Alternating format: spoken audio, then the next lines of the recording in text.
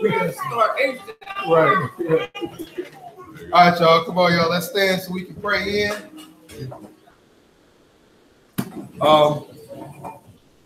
For our visitors, I explained the pray in and the pray out part. So when we pray in, we read over Deuteronomy chapter 6. I'll say it in English, and then I'll say it again in Hebrew, and y'all repeat after me. Then we read the commandments after that in Exodus 20, and y'all repeat after me. When we pray out,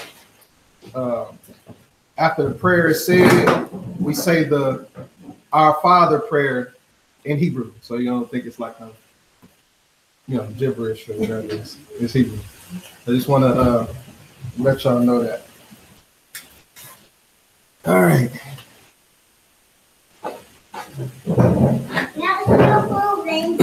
Shh.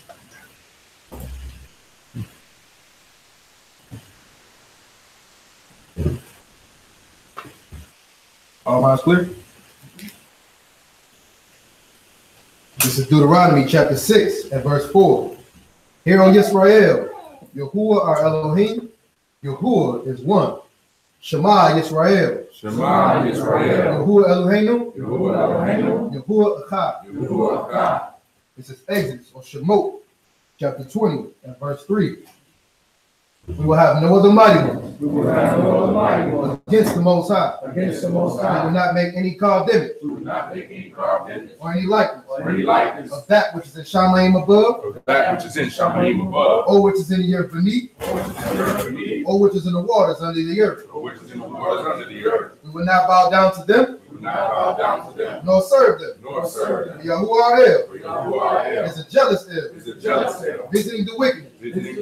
Of the fathers on the children. Of the fathers on the children. To the third and fourth generation. To the third and fourth generation. Of those that hate him. Of those that hate him. But showing kindness. But showing kindness. To thousands of those. To thousands of those. Who love him. Who love him. And keep his commandments. And keep his commandments. We will not bring the name. We will not bring the name. Of Yahuwah. In vain. In vain. For Yahuwah. Will not leave us unpunished. Will not leave us unpunished. Who brings his name in vain. Brings his name in vain. We will remember the Shabbat day. We will remember the Shabbat day. To keep it Kodesh. To keep it Kodesh. 6 days we will labor. 6 days we will labor. And do all our work. And do all our work. But the seventh day. But the seventh day is the Shabbat. Is the Shabbat. Of Yahuwah. For in 6 days. For in 6 days. Yahuwah made Shamayim. Yahuwah made Shamayim. And the earth. And the earth. And the sea. And the sea. And all that is in them. And all that is in them. And rest is the seventh day. And rest is the seventh day. Therefore Yahuwah Barak the Shabbat day. Therefore Yahuwah Barak the Shabbat day. We will respect our fathers. We will respect our fathers. And our mothers. And our mothers. So that our days are long. So that our days are long. Upon the earth. Upon the earth. We will not murder. We will not murder. We will not commit adultery. We will not commit adultery. We will not steal. We will not steal. We will not bear false witness. We will not bear false witness against our neighbor. Against our neighbor. We will not covet. We will not covet anything that is our neighbor. That is our neighbor. Father, Yah, we give thanks for this day, for this set-apart day, Father, to give you the honor, Father, to give you the reverence, Father. We pray and ask, Father, that you would be with us on this day. Allow your Ruach, Father, to abide with us, Father. Allow your Ruach to give utterance to the speaker, Father, and understanding to the hearer, so that we all may be doers of your word, Father. We pray that you would impart wisdom upon each and every one of us, Father. Open up our hearts and our minds to receive your word with thanksgiving and gladness, Father. Father, we pray for those who might still be in transit, that you would allow them to make it here safely. Ultimately, Father, we pray that you would just be with us on this day, continue to walk with us, and give us all understanding as you see fit in all these things, we pray. But Shemi Huwawa, Nakaya Hoshua Hamashiach, Waka Kodesh, so be it. So be it. Hallelujah. Hallelujah.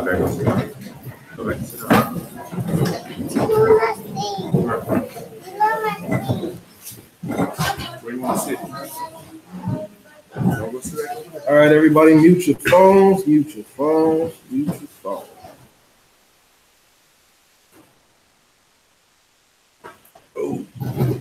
Oh, Shabbat Shalom.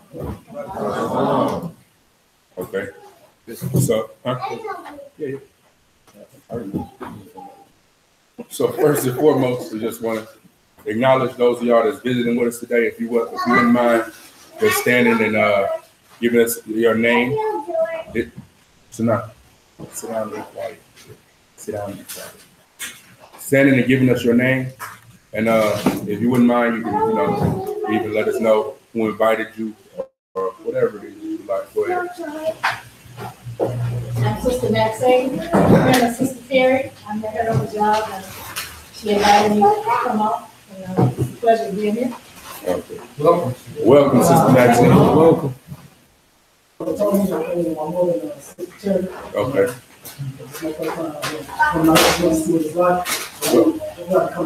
Welcome, my brother.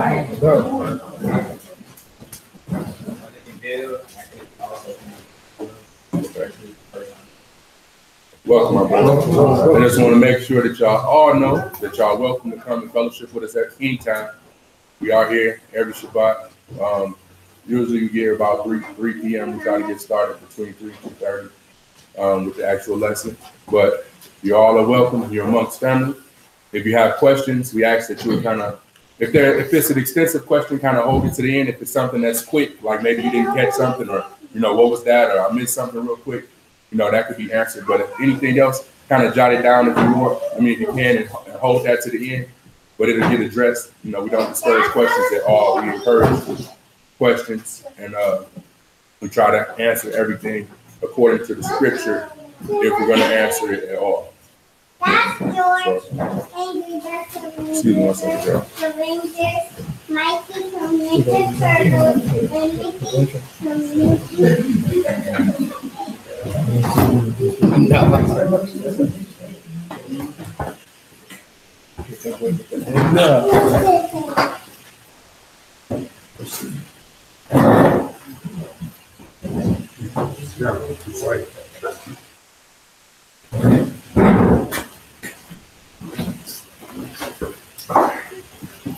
All right.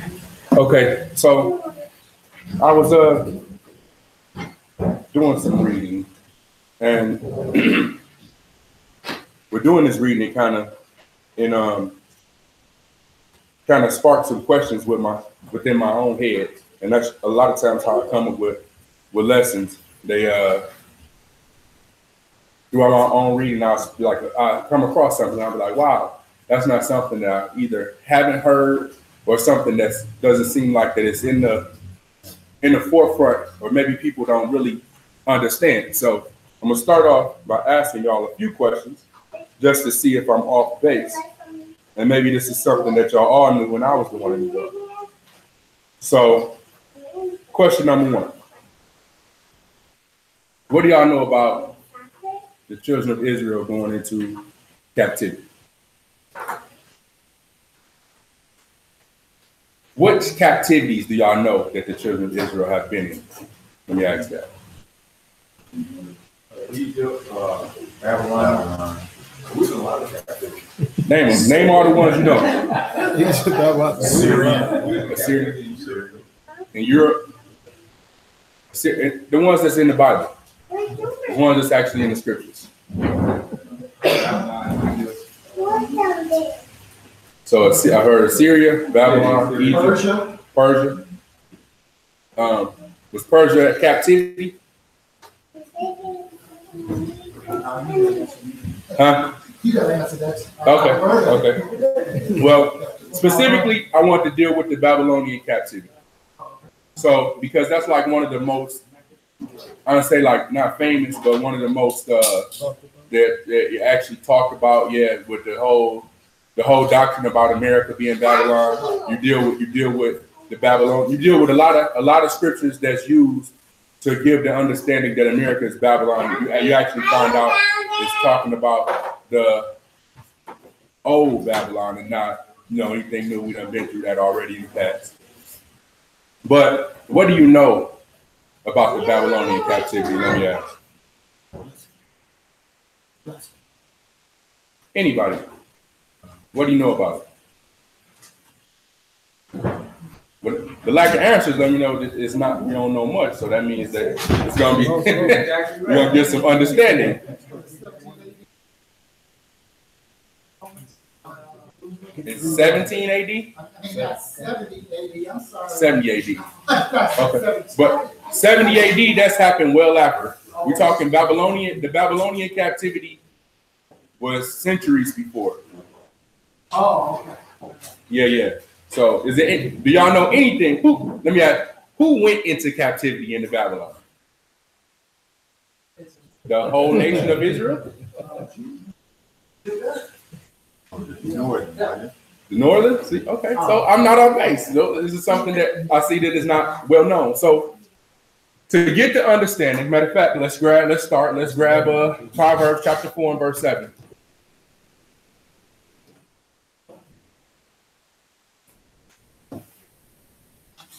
Thank you, Pastor. Appreciate it. The book of Proverbs chapter 4.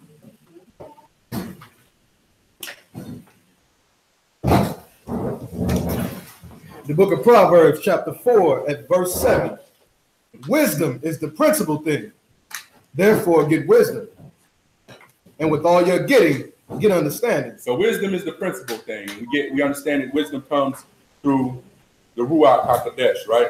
That's where wisdom is, that's where we're granted wisdom of the Most High through the Ruach. But it says, with all you're getting, get understanding. Psalms chapter 119 and verse 104.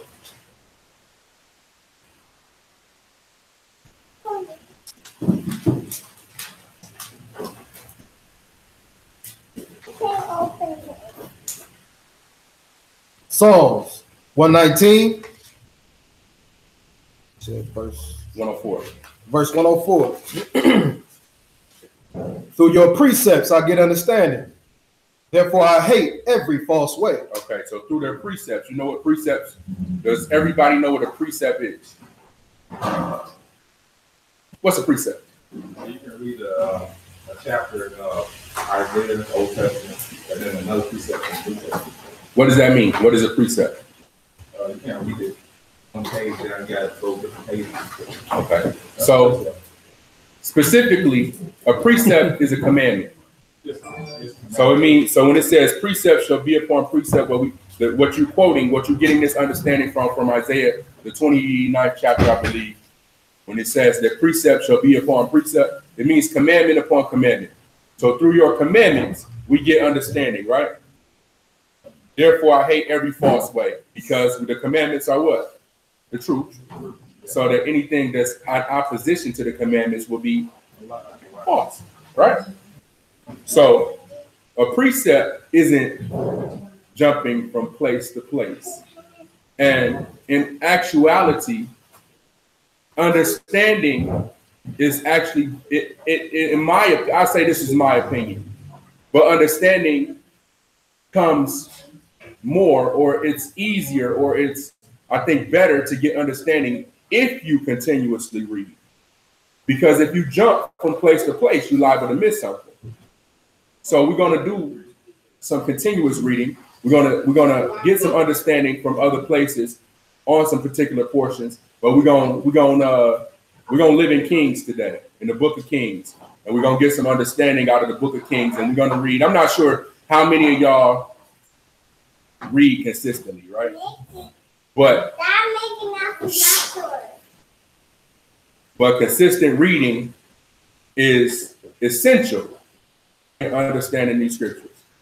You know, a lot of times we get caught up and we don't have the time to do it, but you need to make it your business to, you know, it don't have to be an entire book, but chapter by chapter you need to read through, because you really get understanding on what exactly is happening. So when you get posed questions like, what is the Babylonian captivity and this, that, and the third, like, we've heard about it. We know a few things about it. You done seen it in the scripture and all this, but do you truly understand what took place, how it took place, why it took place? You know what I mean? Like the whole thing, when you're talking about good writing and journalism and literature, you got your who, what, when, where, why, and how, right? It's the same thing when it comes to understanding. We need to understand who, we need to understand what, we understand why, we understand how. All of these things come into play. So this is the type of lesson that it's going to be today. We're going to get some understanding. I'm sure you're going to come across some things that you may not have known. It's a lot of reading, but I'm going to expound. I'm going to try to give as much understanding on it as possible, and hopefully we're going to learn something today, most high willing. So let's start in 2 Kings chapter 17 and verse 6, and we're going to deal with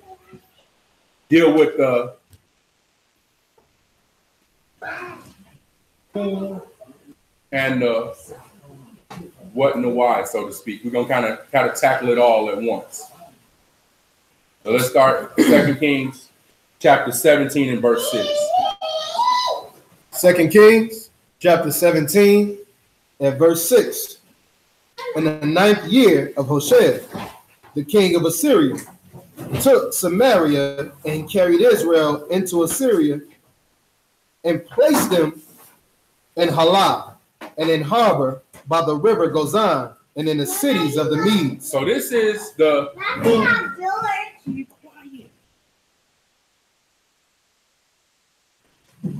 This is the who, the part of it. This is the beginning portion.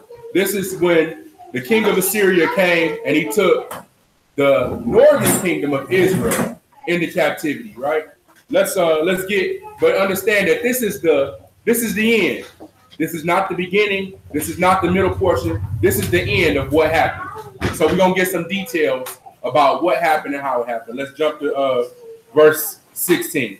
Verse 16. And they left all the commandments of Yahuwah their Elohim. So this is talking about the northern kingdom of Israel. Left all the commandments of Yah, right?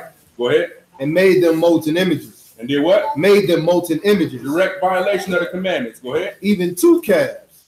And made a grove and worshipped all the host of Shamaim and served Baal. Okay, so it said that not that. Okay, when the children of Israel came out of Egypt, what did they do in the wilderness? They caused the Most High to be ready to smash them out.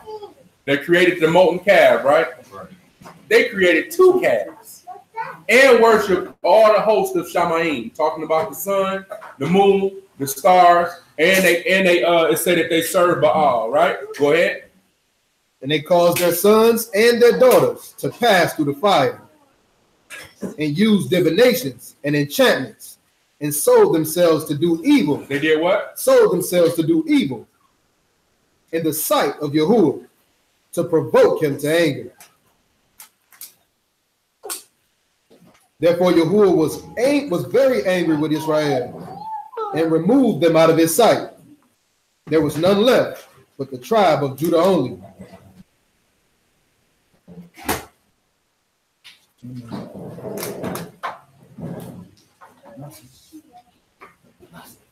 Read that again for me, bro. We'll start at verse 17.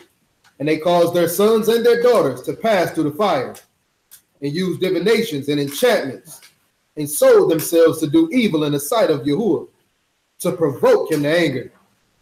Therefore Yahuwah was very angry with Israel and removed them out of his sight. There was none left but the tribe of Judah only. So it tells you right here that because they was creating idols, they was doing divination, they was sacrificing their kids to Baal, that the Most High was upset with Israel in particular. So he removed them out of the land. He removed them out of the land, and there was none left but the tribe of Judah only. Go ahead. Also, Judah kept not the commandments of Yahuwah their Elohim, but walked in the statutes of Israel, which they made. Okay, that's the end. This didn't happen yet. We're going to see where this happened. Go ahead. And Yahuwah rejected all the seed of Israel and afflicted them and delivered them into the hand of the spoilers until he had cast them out of his sight. But he rent Israel from the house of David. Well, what does rent mean? Tore. We tore them away. From what? The house of David. What's the house of David? What is it? What you reading, BB? No. Judah? Exactly. It's the southern kingdom. He ripped them apart. Go ahead. And they made Jeroboam, the son of Nebat, king. And Jeroboam drave Israel from following Yahuwah and made them sin, a great sin. For the children of Israel walked in all the sins of Jeroboam, which he did. They departed not from them until Yahuwah removed Israel out of his sight, as he had said by all his servants, the prophets. So was Israel carried away out of their own land to Assyria unto this day. So Israel was carried into Assyria. Verse 24. Verse 24. And the king of Assyria brought men from Babylon and from Kutai and from Avah and from Hamath and from Sepharvaim and placed them in the cities of Samaria instead of the children of Israel. And they possessed Samaria and dwelt in the cities thereof. Okay, so When the children of Israel was moved out of the land, the king of Assyria placed these other men from these other nations into the northern kingdom, right? We understand this. We've been through this before, right? You guys aware of this. Go ahead. And so it was at the beginning of their dwelling there that they feared not Yahuwah. Therefore Yahuwah sent lions among them, which slew some of them. Okay, so because they didn't fear the Most High and didn't follow his commandments, right? He sent lions among them to kill them. Grab hold there. Grab Exodus chapter 20, right in the commandments, the 10 in the commandments.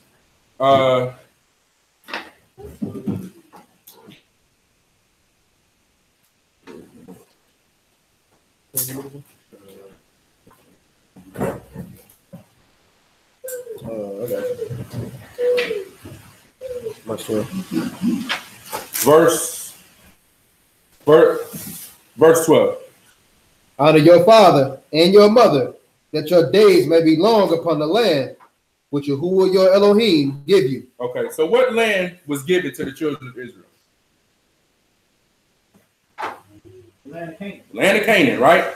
So one of the and we did a lesson on this before. One of the prerequisites or one of the requirements in order to dwell on the land that was given to the children of Israel was that they follow the commandments, right? So when these people got there that didn't know the Most High and they was just there, that wasn't following the commandments, the Most High sent lions among them to devour them because they wasn't keeping the law, right? Let's see what the king of Assyria did. Verse 27.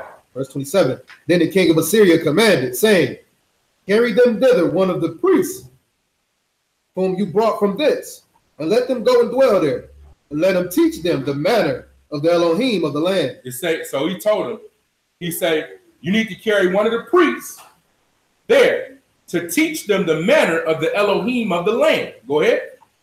Then one of the priests whom they had carried away from Samaria came and dwelt in Bethel, and taught them how they should fear Yahuwah. So Bethel is what? You know what Bethel means?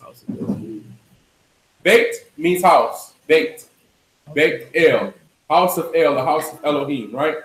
So he said he sent one of the priests that they carried away. So initially the ones that was carried away from the northern kingdom, right? So he sent one of the priests that was carried away from the northern kingdom back, and he dwelt there in Bethel and taught them how they supposed to keep the commandments and follow Yah, right? Go ahead. Howbeit, every nation made gods of their own, and put them in the houses of the high places, which the Samaritans had made, every nation in their cities wherein they dwelt. Okay, that's good. Go to chapter 18 and verse 1. So you see, there was a reason why what we see in the gospel, right? When the perception of the Samaritans, right? Why? A reason why the Samaritans was looked at a certain way, right? Because this is where they came from. These were the people. This is who they were, right?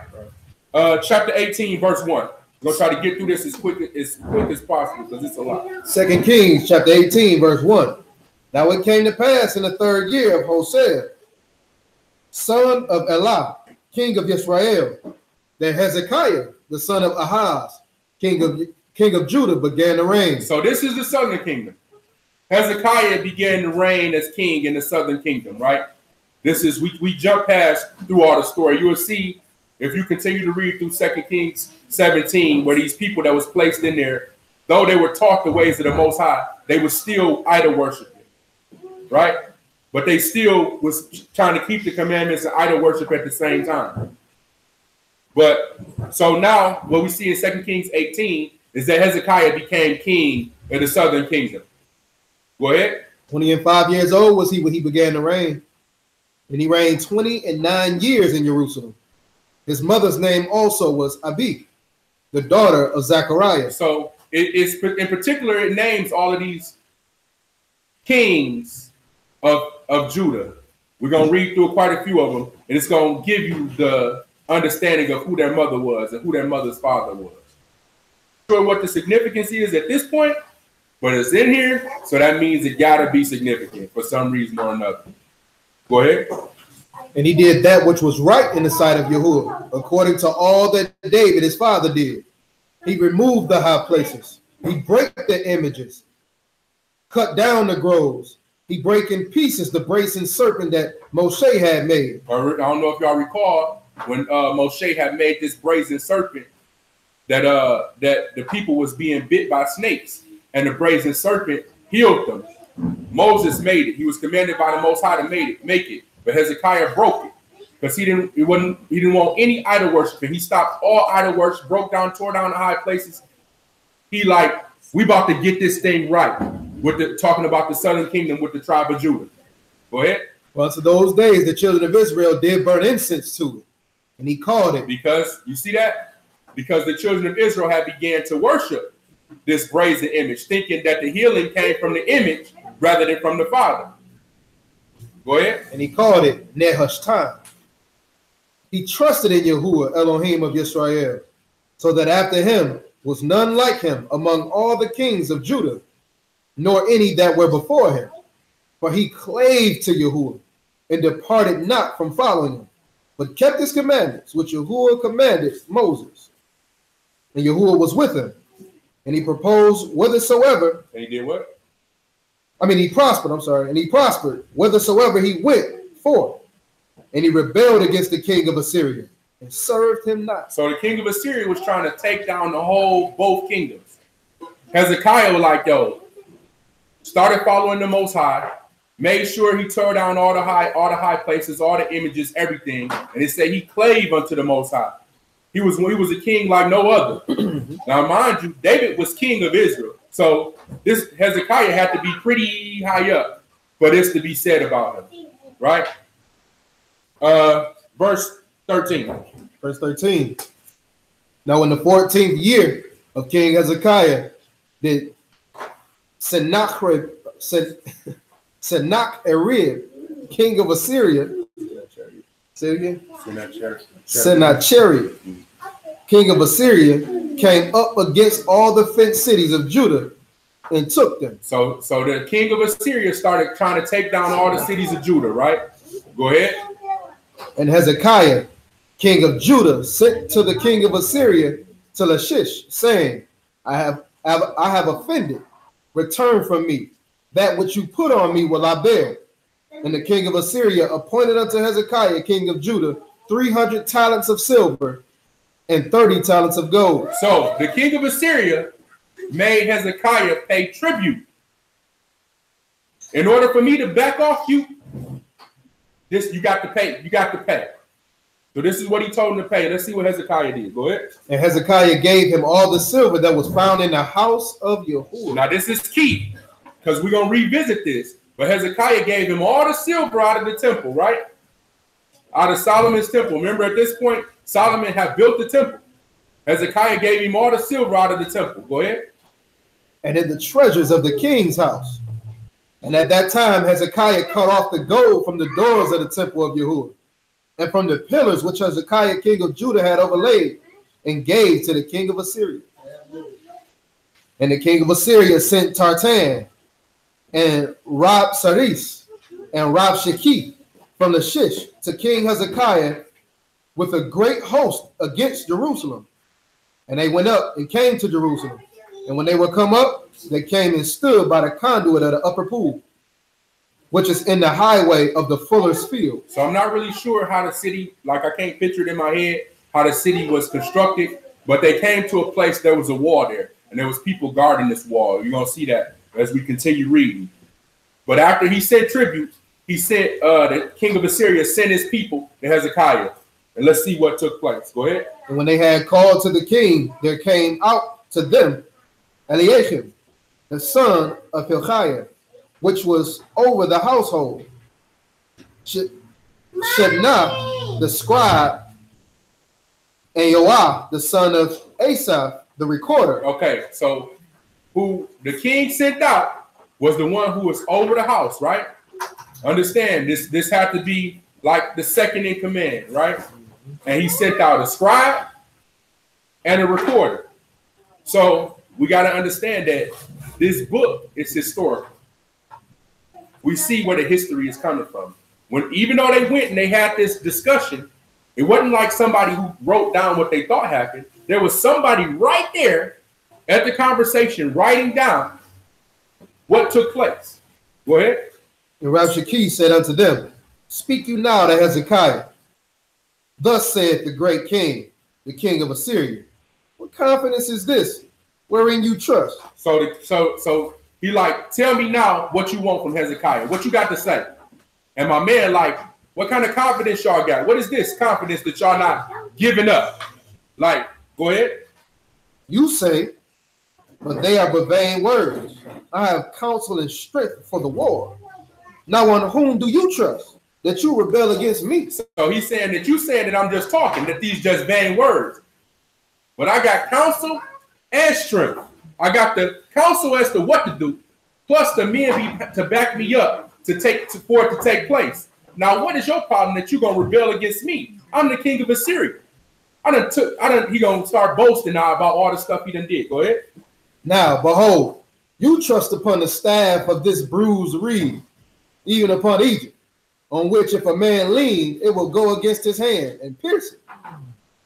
So is Pharaoh, king of Egypt, unto all that trust on him. So, why did he bring up Pharaoh, the king of Egypt? Does anybody know? At what part do Pharaoh play in this? This is where the go to another place for the understanding of the thing come in. No, that's not the history. This is something that's currently happening. Keep going. We're gonna get the understanding of it. Keep going. But if you say unto me, we trust in Yahuwah our Elohim, is not that he whose high places and whose altars Hezekiah have taken away? And he hath said to Judah and Jerusalem, you shall worship before this altar in Jerusalem? Now therefore, I pray you, give pledges to my master. The pledges. This is the tribute that he's telling them to pay. Go ahead. Give pledges. No. Go ahead. As far as the king of Pharaoh is concerned, what I remember reading is that they always ran to Egypt for all kinds of stuff, for safety, for armies, and stuff like that. Instead of put their trust in the Most High, they always going to Egypt. They always relied on Egypt because of the manpower they had. Right on time, and we're gonna see that. Go ahead. Verse 23. Now therefore, I pray you, give pledges to my master, the king of Assyria, and I will deliver you 2,000 horses, if you be able on your part to set riders upon. How then will you turn away the face of one captain of the least of my master's servants, and put your trust on Egypt for chariots and for horsemen? So he's saying, submit unto us, give tribute, give pledge, and y'all gonna be straight. Don't trust in Egypt. We're gonna see why. Get Isaiah chapter 31 and verse 1. Because, and that's another thing, because of the way that the book is constructed, right? A lot of people don't equate, because we're used to reading things in chronological order, right? This book and this happened after this and this happened after that. The Bible is not set up that way. At least not the King James Version or the canonized Bible. It's not set up in order. It's not in order. So you're going to see certain things that happen in Chronicles that also took place in Kings. Some of the same things took place. It's the same stories in both of them. That's why when you see stuff like, well, the rest of the acts of this king is written in the book of this, that, and the third, because some of the same instances that happen with these different kings is in separate books. We're going to also see that Isaiah, though it's how many books away from this particular book of Kings, Isaiah was the prophet when Hezekiah was the king. But we're going to go ahead. That's set up in the Second Testament. You said it's set up what? The Second Testament too, like that. It's not. No, it's not. It's set up differently. It's set up differently. It's different because those are letters. You will see that it's not quite in chronological order either. Okay. But you know, and I think that's the That's what the Hallelujah Scriptures tries to do. You'll notice that if you have one or if you read one, the order of the books are not the same that is in the King James Version, because it try to put things more in order chronologically. But we're going to see. Let's see what Isaiah have to say. Chapter 31, verse 1. Isaiah chapter 31, verse 1. Woe to them that go down to Egypt for help, and stay on horses, and trust in chariots, because they are many, and in horsemen, because they are very strong. But they look not unto the Kodesh one of Israel, neither seek Yahuwah. See, exactly what you said, bro. Exactly what you said. So this is Isaiah prophesying, saying, woe to them that go on to Egypt, looking for help and looking for strength, because they ain't following the Most High. Right? Go ahead. Yet he also was wise, and will bring evil, and will not call back his words, but will arise against the house of the evildoers, and against the help of them that work iniquity. Now the Egyptians are men, and not Elohim, and their horses flesh, not Ruach. When Yahuwah shall stretch out his hand, both he that helped shall fall, and he that is hoping shall fall down, and they shall fall together. But thus hath Yahuwah spoken unto me, like as the lion and the young lion roaring on his prey, when a multitude of shepherds is called forth against him. He will not be afraid of their voice, nor abase himself for the noise of them. So shall Yahuwah of hosts come down to fight for Mount Zion, and for the hill thereof. Go ahead. As birds flying, so will Yahuwah of hosts defend Jerusalem. Defending also he will deliver it, and passing over he will preserve it. Turn you unto him from whom the children of Israel have deeply revolted. For in that day every man shall cast away his idols of silver, and his idols of gold, which your own hands have made unto you for a sin.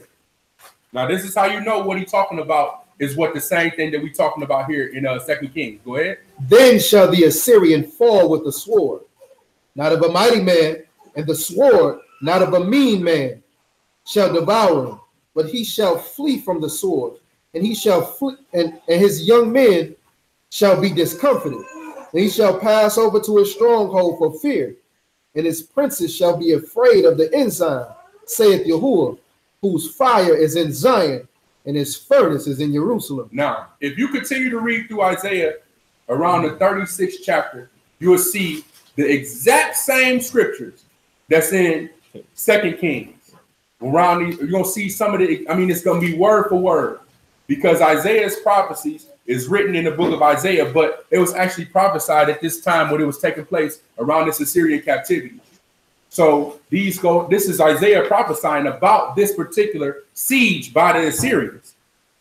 Let's go back to 2 Kings 18, verse 25. So Isaiah basically telling them like, yo, you can't rely on the strength of the Egyptians to get you out of this, because the Yahuwah of hosts is going to come down and he's going to fight for y'all. So you can't be relying on the strength of men, on the strength of horses. They're just flesh. But Yah, he gonna come and he gonna cause the Assyrian to go back to their stronghold. We're gonna see it. We're gonna see the prophecy take place as we continue reading through. Go ahead. 2 Kings chapter 18 at verse 25. Am I now come up without Yahuwah against the place to destroy it? Yahuwah said to me, go up against this land and destroy it. Then said Eliakim, the son of Hezekiah, and Shebna, and Yoah unto Rabshakeh, speak, I pray you, to your servants in the Syrian language, for we understand it, and talk not with us in the Yehudim's language, in the ears of the people that are on the wall. Okay, so it was people guarding this wall, this walled-in city at Jerusalem, right? So when these men went out to meet the king of Assyria's men, the people that Hezekiah sent out, Hezekiah's people said, talk to us in the Assyrian tongue. Don't talk to us in the Hebrew tongue or in the tongue of the Yahudim. We don't want them to hear what y'all saying. Why wouldn't he? Why wouldn't he? Why wouldn't these people that's representing the king want the people to hear what the Assyrians have to say as far as what they just told them?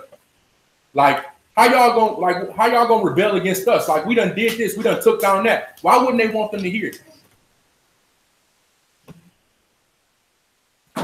In your own mind, just thinking about people. If you got somebody that's walking up that's a threat, why wouldn't you want everybody else to hear him? Because they won't be afraid. They didn't want the people to be afraid. Because Hezekiah had already gave the word, like, yo, we not giving up. This is where we about to stand. We ain't giving up. So if they had heard that, then they would have got scared. So he told them, like, yo, don't. This is what the person is telling them. But let's see what happened. Verse 27. But Rabshakeh said unto them, hath my master sent me to your master and to you to speak these words? So my man, who the Assyrian king sent, like, did the king send me to talk to you and to the king? Nah, he won't the people to hear, because he want the people to be afraid. Now let's see what he do. Go ahead. Have he not sent me to the men which sit on the wall, that they may eat their own dung and drink their own piss with you? So have he not sent me to these so they can hear, so they'll be afraid, so they'll sit there, you know what I'm saying? He the verbiage that he used, like, y'all in the world in trouble, because what they did was, when they sieged the city, they starved them out. So that was literally, they were eating dung and drinking urine. This is something that you can see in Josephus's account that happened in the Roman siege as well. This was a literal thing that they actually did. Go ahead. And Rabshakeh stood and cried with a loud voice in the Yahudim's language. So he said it in the Hebrew language anyway. Loud, too. Go ahead. And spake, saying, hear the words of the great king, the king of Assyria. Thus saith the king, let not Hezekiah deceive you, for he shall not be able to deliver you out of his hand. Don't let Hezekiah trick y'all. He ain't gonna be able to save y'all. Go ahead. Neither let Hezekiah make you trust in Yahuwah, saying Yahuwah will surely deliver us, and this city shall not be delivered into the hand of the king of Assyria. Uh-oh. Now he messing up now. He messing up now. Neither don't even let Hezekiah tell you that y'all gonna save you from this and deliver you out of the hands of the king of Assyria. Go ahead. Listen not to Hezekiah, for thus saith the king of Assyria, make an agreement with me. Do what? Make an agreement with me. Uh-huh. By a present. Come out to me. Then eat you every man of his own vine, every one of his own fig tree. Drink you every one of the waters of his cistern, until I come and take you away to a land like your own land, a land of corn and wine, a land of bread and vineyards, a land of oil and olive and honey, that you may live and not die. Listen not to Hezekiah when he persuades you, saying Yahuwah will deliver us. So listen to what he's saying.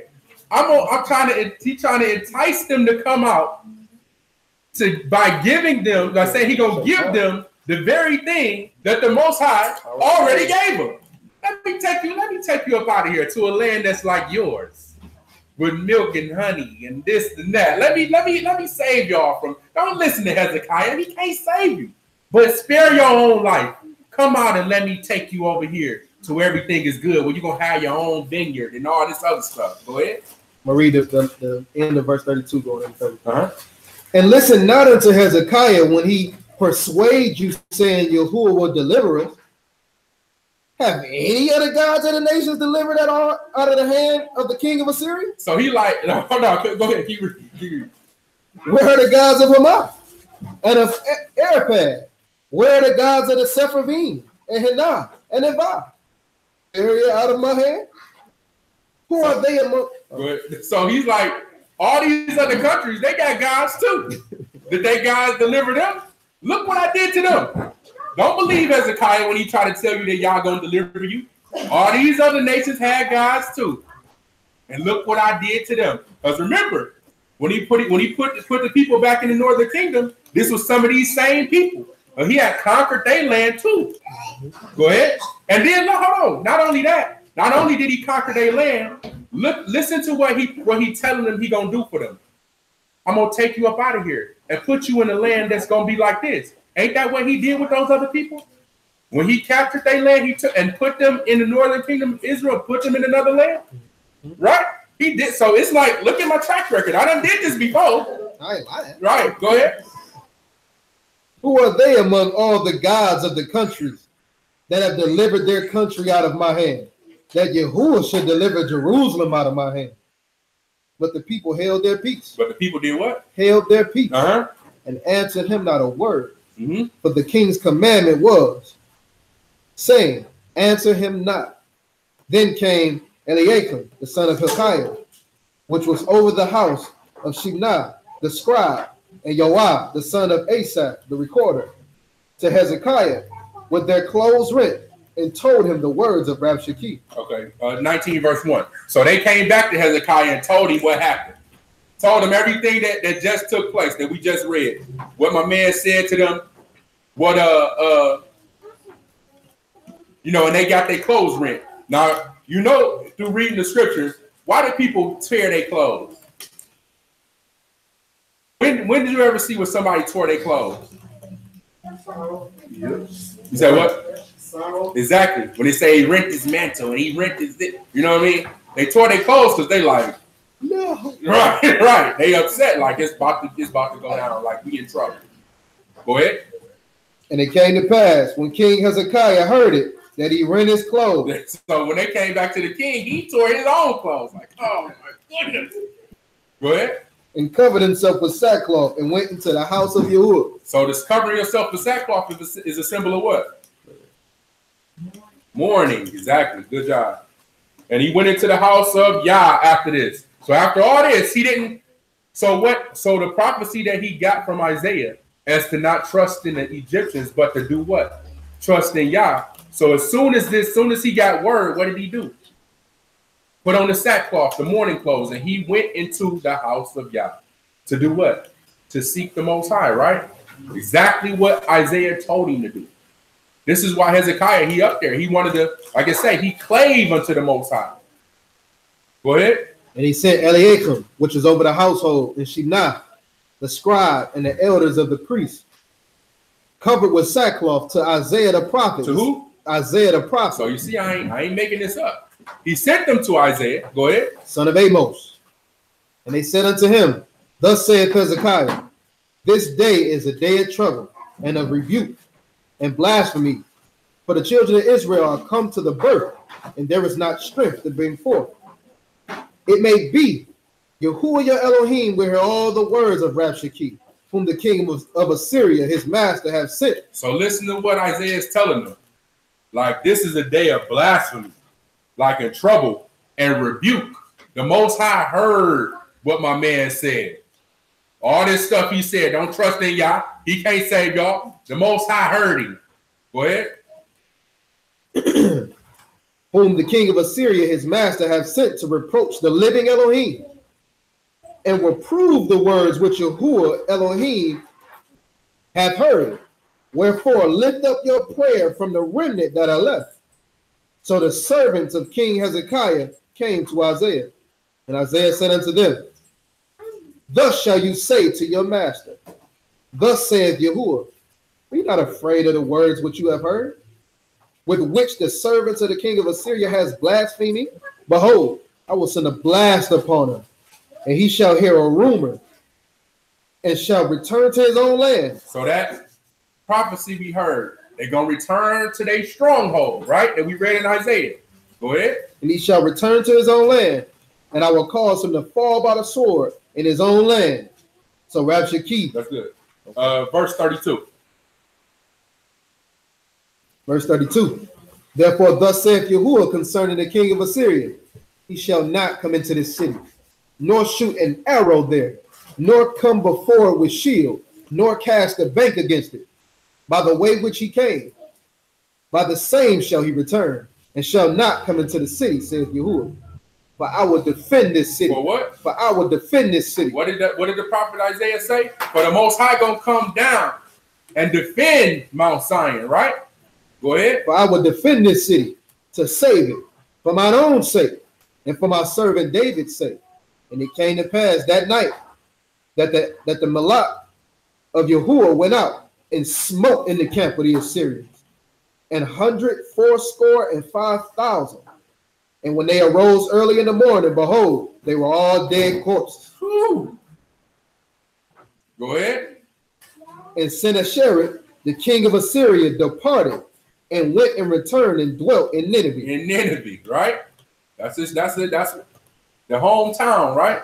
Go ahead. And it came to pass, as he was worshiping in the house of Nisroch, his god, that Adaramelech and Sherezer, I don't know how to say that, and his sons smote him with the sword. So his sons came and his own sons killed him. Go ahead. And they escaped into the land of Armenia. And Esarhaddon, his son, reigned in his stead. All right. Let's grab 2 Kings chapter 20 and verse 1. So we see this. See how this thing kind of play out like a movie, right? If you can picture this in your head as we reading through and expounding, and you see, like, wow, a lot of this stuff was kind of taking place at the same time. Like, it's really like you see all these names that we kind of disregard sometimes, and kind of the lineages that we disregard sometimes. But it makes sense when you read it properly. You know what I mean? And you kind of give it its just due, and you do the actual study. It start making more sense. Like, oh, this is who that was, and that's whose son that is, and that's who begat that person, right? Let's say, and another thing I just thought about too, what we was reading, and we're gonna read some more. That when it gives the king of Judah, right, and then it gives the king of Judah's mother and the mother's father. That's kind of reminiscent of what it did with Mashiach. If you read in the gospel where it gave the lineage, didn't it kind of do that with his mother and his mother's father? Chapter 20, verse 1. 2 Kings chapter 20 at verse 1. In those days was Hezekiah sick unto death. And the prophet Isaiah, son of Amos, came to him and said unto him, Thus saith Yahuwah, set your house in order, for you shall die and not live. Then he turned his face to the wall and prayed unto Yahuwah, saying, I beseech you, O Yahuwah, remember now how I walked before you in truth and with a perfect heart, and have done that which is good in your sight. And Hezekiah wept sore. And it came to pass, afore Isaiah was going out into the middle court, that the word of Yahuwah came to him, saying, Turn again. Tell Hezekiah, the captain of my people, thus saith Yahuwah, the Elohim of David, your father. I've heard your prayer, and I have seen your tears. Behold, I will heal you. On the third day you shall go up. On the third day you shall go up unto the house of Yahuwah. I'm the same. I changed not. Right? So he brought healing on the third day unto Hezekiah, after Hezekiah prayed and he wept and all these things. But when he prayed and he wept, what he's saying to him is that, remember how I walked, you know what I'm saying? I walked upright. I followed you. I did the right thing. So, you know what I'm saying? Don't let me die like this. Right? Go ahead. And I will add unto your days 15 years, and I will deliver you and this city out of the hand of the king of Assyria. And I will defend this city for my own sake and for my servant David's sake. And I take a lump of figs, and they took and laid it on the boil, and he recovered. And Hezekiah said unto Isaiah, What shall be the sign that Yahuwah will heal me, and that I should go up to the house of Yahuwah the third day? So he asked him, like, how will I know that it's time, you know, that it's the third day for me to go up to the house of Yah? What's going to be the sign? Let's see. And Isaiah said, This sign shall you have of Yahuwah, that Yahuwah will do the thing that he's spoken. Shall the shadow go forward 10 degrees or go back 10 degrees? And Hezekiah answered, It is a light thing for the shadow to go down 10 degrees? No, but let the shadow return backwards 10 degrees. So he's saying, should the shadow, now we're going to get the understanding of what this shadow is that he's talking about. But he's saying, should the shadow go forward 10 degrees or go back? And Hezekiah, like, it ain't no big thing for the shadow to go forward 10 degrees. That's what it do every day. We're talking about the shadow that the sun casts. So when the shadow go forward, it's not a big thing. This happens every day. But it's a big thing for the shadow to go back 10 degrees. Now, these degrees that is talking about the shadow going backwards, we're going to get the understanding on that. Go ahead. And Isaiah the prophet cried unto Yahuwah, and he brought the shadow 10 degrees backwards. by which it had gone down into the dial of Ahaz. So this dial of Ahaz is, what do you think? It's a sundial, like a clock. The way that the sundial works, from what I've seen, I don't really know the science behind it, but it has something protruding up top that when they cast a shadow and it moves around, that's where the idea of a clock came from, right? After the sun does its rotation, it just fits. Yeah. And if you can look at it from a certain angle, then you'll have a clock. Yeah. But notice it's a circle, right? And it's saying degrees. We understand that we have to see that they have the understanding of what mathematics were for him to say 10 degrees, back for 10 degrees, you know what I mean? And a circle makes a certain, you know, so they had the understanding of mathematics and the science behind of what a sundial was, right? Chapter 20, verse 12. Verse 12. At that time, Baladan, the son of Baladan, king of Babylon, sent letters of present unto Hezekiah. We had heard that Hezekiah had been sick. So the king of Babylon at this time, and we got to get to the thick of it, he sent a letter to Hezekiah and a present because he heard Hezekiah had been sick. Oh man, I heard you was sick. Here goes something. Get well soon, my brother. Go ahead. And Hezekiah hearkened unto them and showed them all the house of his precious things. And did what? Hearkened unto them and showed them all the house of his precious things, the silver and the gold and the spices and the precious ointment and all the house of his armor and all that was found in his treasures. There was nothing in his house, nor in all his dominion, that Hezekiah showed them not. So these men came from Babylon, and Hezekiah done showed them everything. He done showed them everything. What you think they was thinking? We got to get him. This dude got all this gold, all this silver, the spices. Oh, you see that? I got to get him. The armor, you see the armor? Look at my rollers. We got to get him. Let's hear what Isaiah had to say to Hezekiah after this exchange. Then came Isaiah the prophet unto the king Hezekiah and said unto him, what said these men? And from whence came they unto you? Who these cats? Isaiah, like, who them dudes? Where they come from? Right, where they come from? And Hezekiah said, oh, they come from a far country, even from Babylon. They come from where? Even from Babylon. A far country. Even from Babylon. Mm-hmm. Right. Go ahead. And he said, what have they seen in your house? What did you show them? What did you show them? They came from where? What did you show them? Go ahead. Hezekiah answered, all the things that's in my house. I showed them everything. Go ahead. There's nothing among my treasures that I have not showed. He was great. Right. I just showed him everything. What? He sent me a gift. He sent me a get well soon card. I thought it was cool. I showed him everything. Go ahead. Go ahead. Isaiah said unto Hezekiah, hear the words of Yahuwah. Behold, the days come, that all that is in your house, and that which your fathers have laid up in store unto this day, shall be carried into Babylon. They gonna get you. Nothing shall be left, saith Yahuwah. And of your sons that shall issue from you, which you shall beget, shall they take away, and they shall be eunuchs in the palace of the king of Babylon. And they shall. So not only they gonna come and take all your stuff, they gonna take all your sons, and they're gonna be eunuchs. So there will be no. They're gonna get cut off.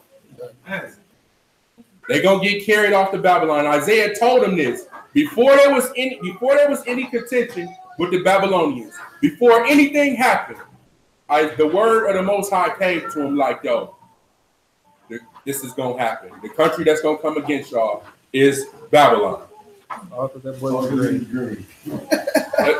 Yeah, a lot of it. Yeah, you're gonna see. We're gonna see. But yeah, because he showed them, they knew what was there, right? Verse 21.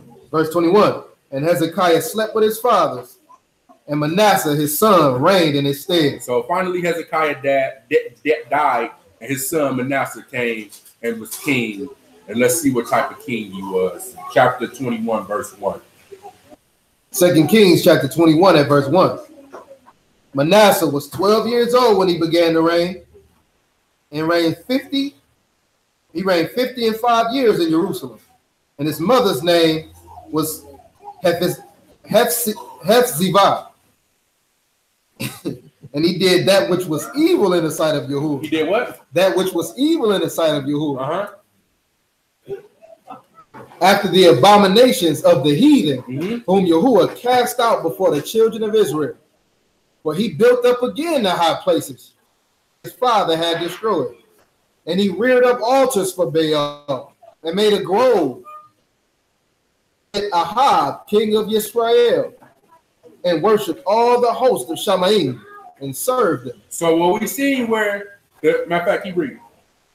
And he built altars in the house of Yahuwah, which Yahuwah said, in Jerusalem will I put my name. So he built altars in the temple where the Most High put his name. Go ahead. And he built altars for all the host of Shamaim. For all the hosts, talking about the sun, the moon, the stars. Go ahead. In the two courts of the house of Yahuwah. And he made his sons pass through the fire, and observed times, and used enchantments, and dwelt with familiar spirits. Familiar spirits and wizards. He walked much wickedness in the sight of Yahuwah to provoke him to anger. So all these things that he did. Remember what we read, that there was none left but the house of Judah only. And then Judah did evil too, right? This is the evil too part. Like I said, that was the end. This is the details. What Judah actually did for them to get carted off into captivity as well in the end. Verse 10. And Yahuwah spake by his servant the prophet, saying, because Manasseh, king of Yehudah, have done these abominations, and have done wickedly above all that which the Amorites did, which were before him, and have made Yehudah also to sin with his idols. Therefore thus saith Yahuwah Elohim of Israel, behold, I'm bringing such an evil upon Jerusalem and Yehudah, that whosoever hear of it, both his ears shall tingle. Look, I'm gonna bring this sort of evil that when you even hear about it, it's gonna send a tingle into your ears. That's how much they gonna get it from this dude Manasseh, because he way off, right? But notice what they saying. Okay, so matter of fact, hold that. Grab Genesis 15 and 13.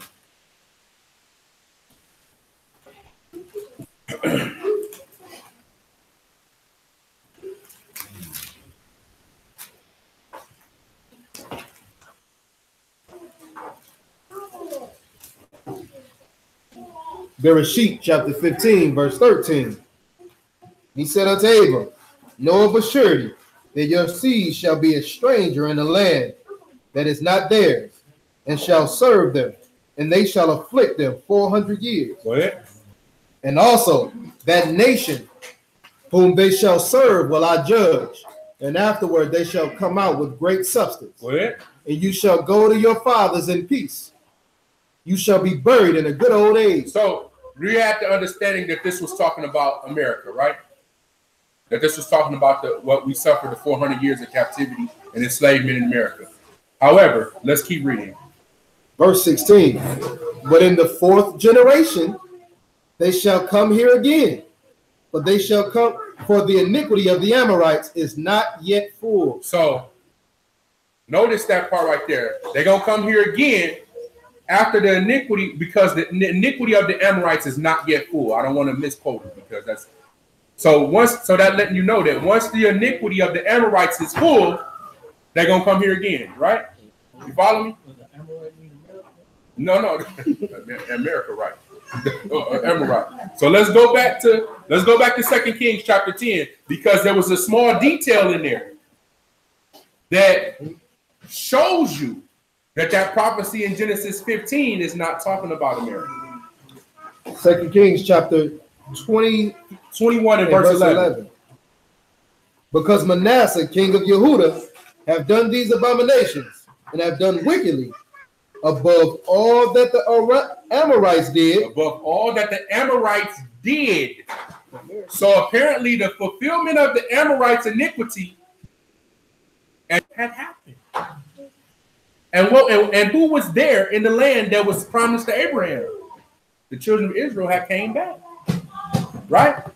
So it's showing you that the prophecy that was given unto Abraham happened before the Amorites' iniquity was fulfilled. But this happened clearly after, because he like, yo, this dude Manasseh done did worse than the Amorites did. And we know what happened to the Amorites. If their iniquity became fulfilled, they got booted up out the land, right?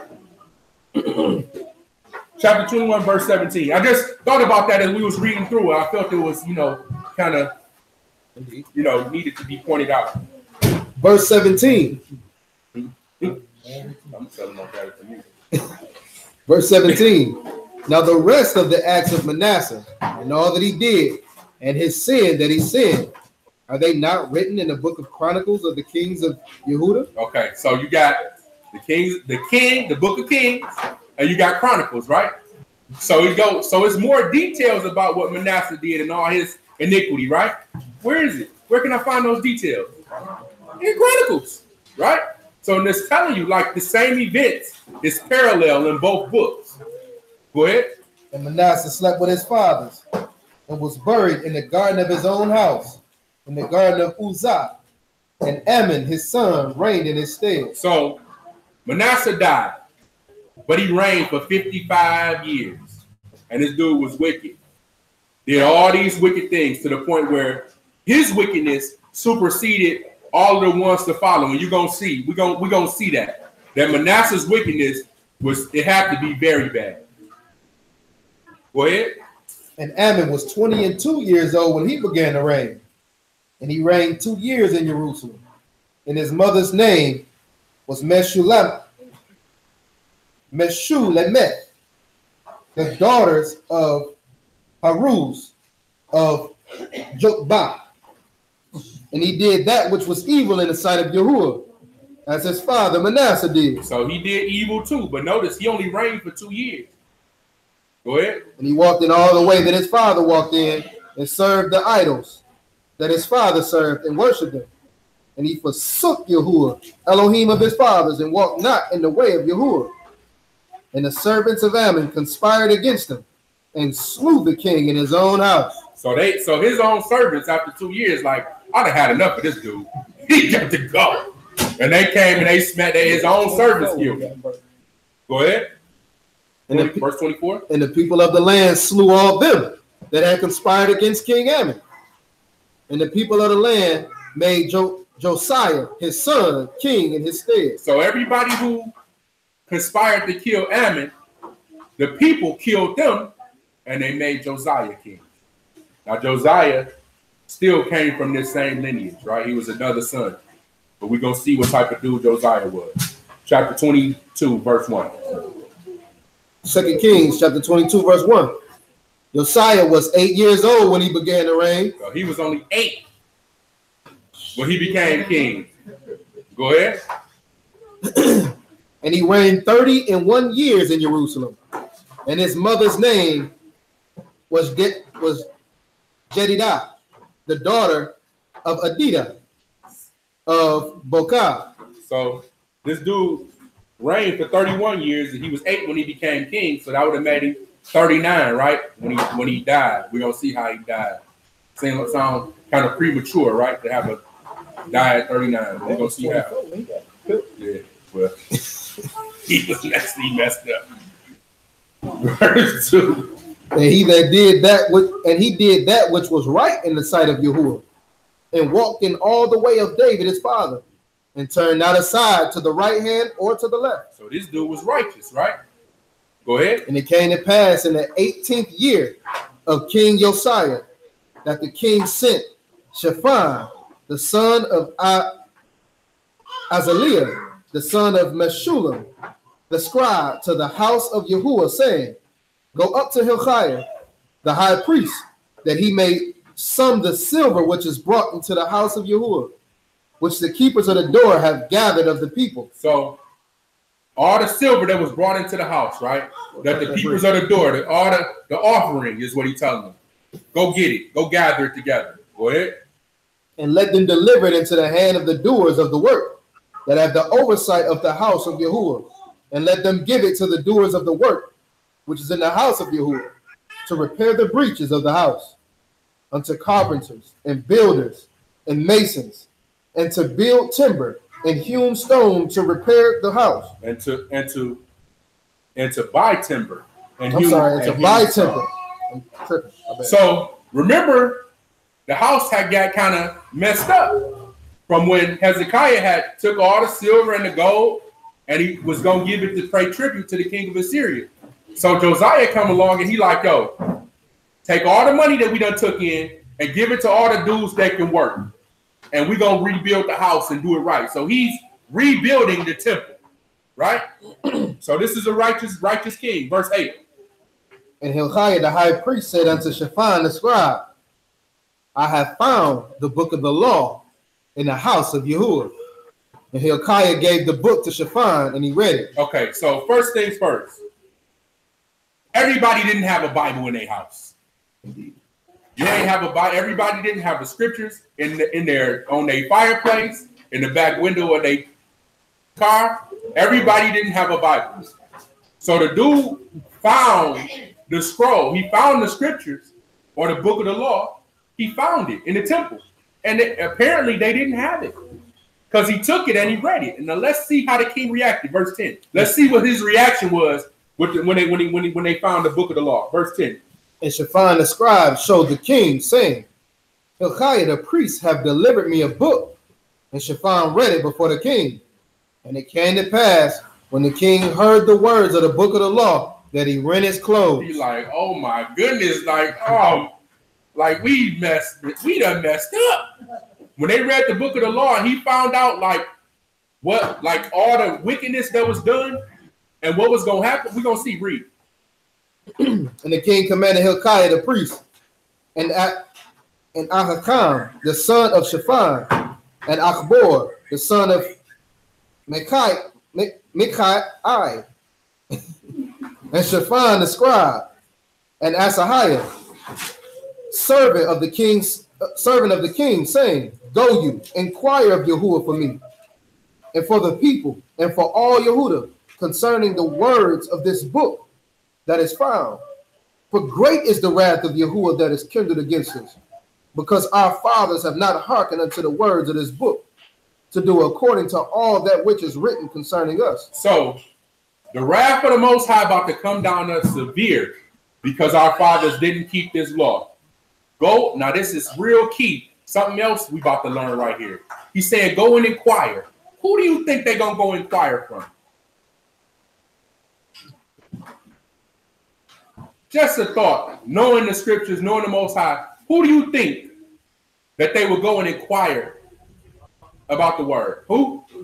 A prophet? You would think so. You would definitely think that it would be a prophet, right? Let's see. Go ahead. Verse 14. So Hilkiah the priest, and Ahikam, and Achbor, and Shaphan, and Asahiah went unto Huldah, the prophetess. The what? The prophetess. They went to a woman. Go ahead. The wife of Shallum, the son of Tikvah, the son of Harhas, keeper of the wardrobe. Now she dwelt in Jerusalem in the college. So she went to the University of Jerusalem. Nah, but it say she dwelt in Jerusalem at the college, right? So but it was key that they sought after a woman.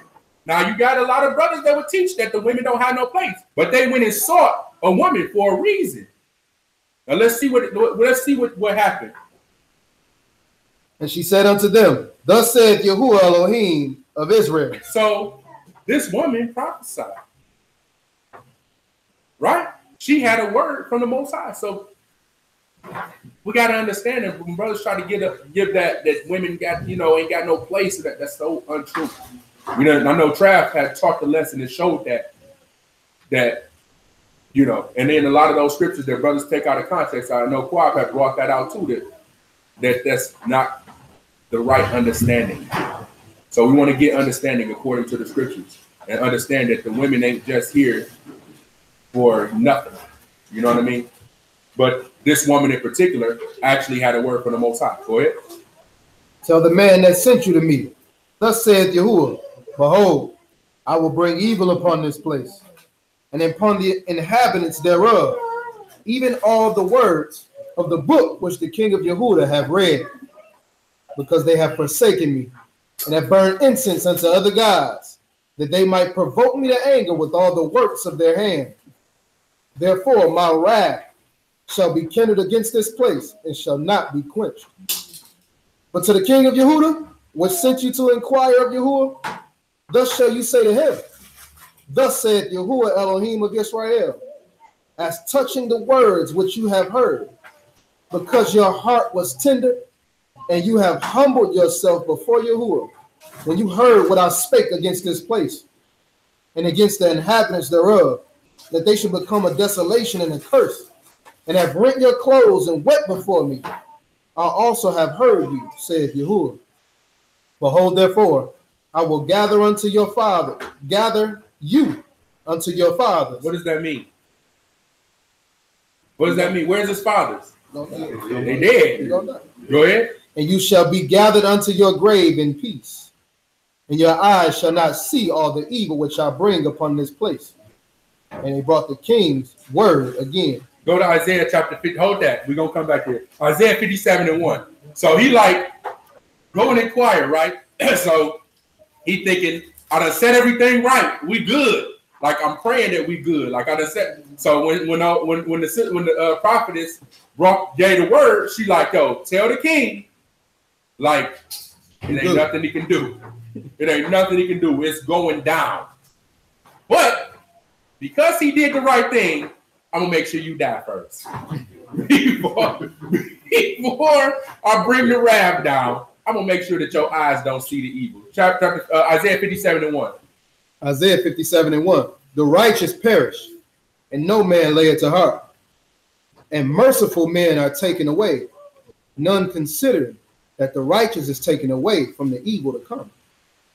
He shall enter into peace. They shall rest in their beds, each one walking in his uprightness. That's good. Go back to 2 Kings chapter 23. So this is the prophet Isaiah saying that nobody considering that the righteous is taken away from the evil to come. This is what happened with this king. He died a premature death at 39 because it was going down. And the Most High told him, like, because you tried to do the right thing, I'm gonna make sure that your eye don't see the evil that's gonna happen. Because remember what was prophesied by Isaiah to Hezekiah to happen. All his sons was gonna get carried off into captivity and become eunuchs. So because you did the right thing, I'm gonna make sure that you don't see it. Chapter 23, verse 1. 2 Kings chapter 23, verse 1. And the king sent, and they gathered unto him all the elders of Judah and of Jerusalem. And the king went up into the house of Yahuwah, and all the men of Judah, and all the inhabitants of Jerusalem with him, and the priests, and the prophets, and all the people, both small and great. And he read in their ears all the words of the book of the covenant, which was found in the house of Yahuwah. And the king stood by a pillar, and made a covenant before Yahuwah, to walk after Yahuwah, and to keep his commandments, and his testimonies, and his statutes with all their heart, and with all their soul, to perform the words of this covenant that were written in this book. And all the people stood to the covenant. Okay, that's good. Verse 5. So we see that the first thing that the king did was he brought the book of the law into the people. Now, remember, when the children of Israel came out of Babylon, the first thing Ezra and Nehemiah, when they came out of Babylon, what did they do? They read the law. They rededicated these people to following after the law. Same thing. It say the people stood on to the covenant. So they made a covenant to the Most High to follow the word, right? Verse 5. Verse 5. And he put down the idolatrous priests, whom the kings of Yehuda had ordained to burn incense in high places, in the cities of Yehuda, and in the places round about Jerusalem. Them also he burned incense unto Baal, to the sun, and to the moon, and to the planets, and to all the host of Shamaim. Verse 7. Now understand, so he went through and he smashed out all of these priests, right? Now understand when it say planets, it ain't talking about Mercury, Venus, Jupiter, Earth. It's talking about the constellations. It's talking about stars. It's not talking about planets like Earth. Verse 7. Verse 7. And he brake down the houses of the Sodomites that were by the house of Yahuwah, where the women wove hangings for their groves. So there was a house of Sodomites right there near the temple of the Most High. He like, they got to go. He went on ahead and wiped them out. Verse 21.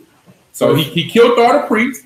He knocking off the house of the Sodomites. He coming through and he's setting things right in the land. Verse 21. Verse 21. And the king commanded all the people, saying, keep the Passover unto Yahuwah your Elohim, as it is written in the book of his covenant. Surely there was not holding such a Passover from the days of the judges that judged Israel, days of the kings of Israel, nor of the kings of Judah.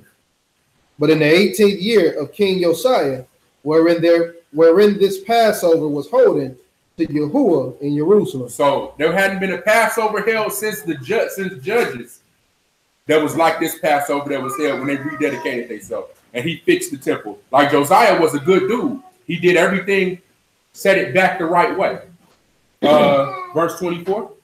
Moreover, the workers with familiar spirits and the wizards and the images and the idols and all the abominations that were spied in the land of Yehuda and in Jerusalem did Josiah put away, that he might perform the words of the law which were written in the book of Hezekiah the priest, found in the house of Yahuwah. So all of these dudes that Manasseh had set up. Remember, Manasseh was the one who allowed this stuff.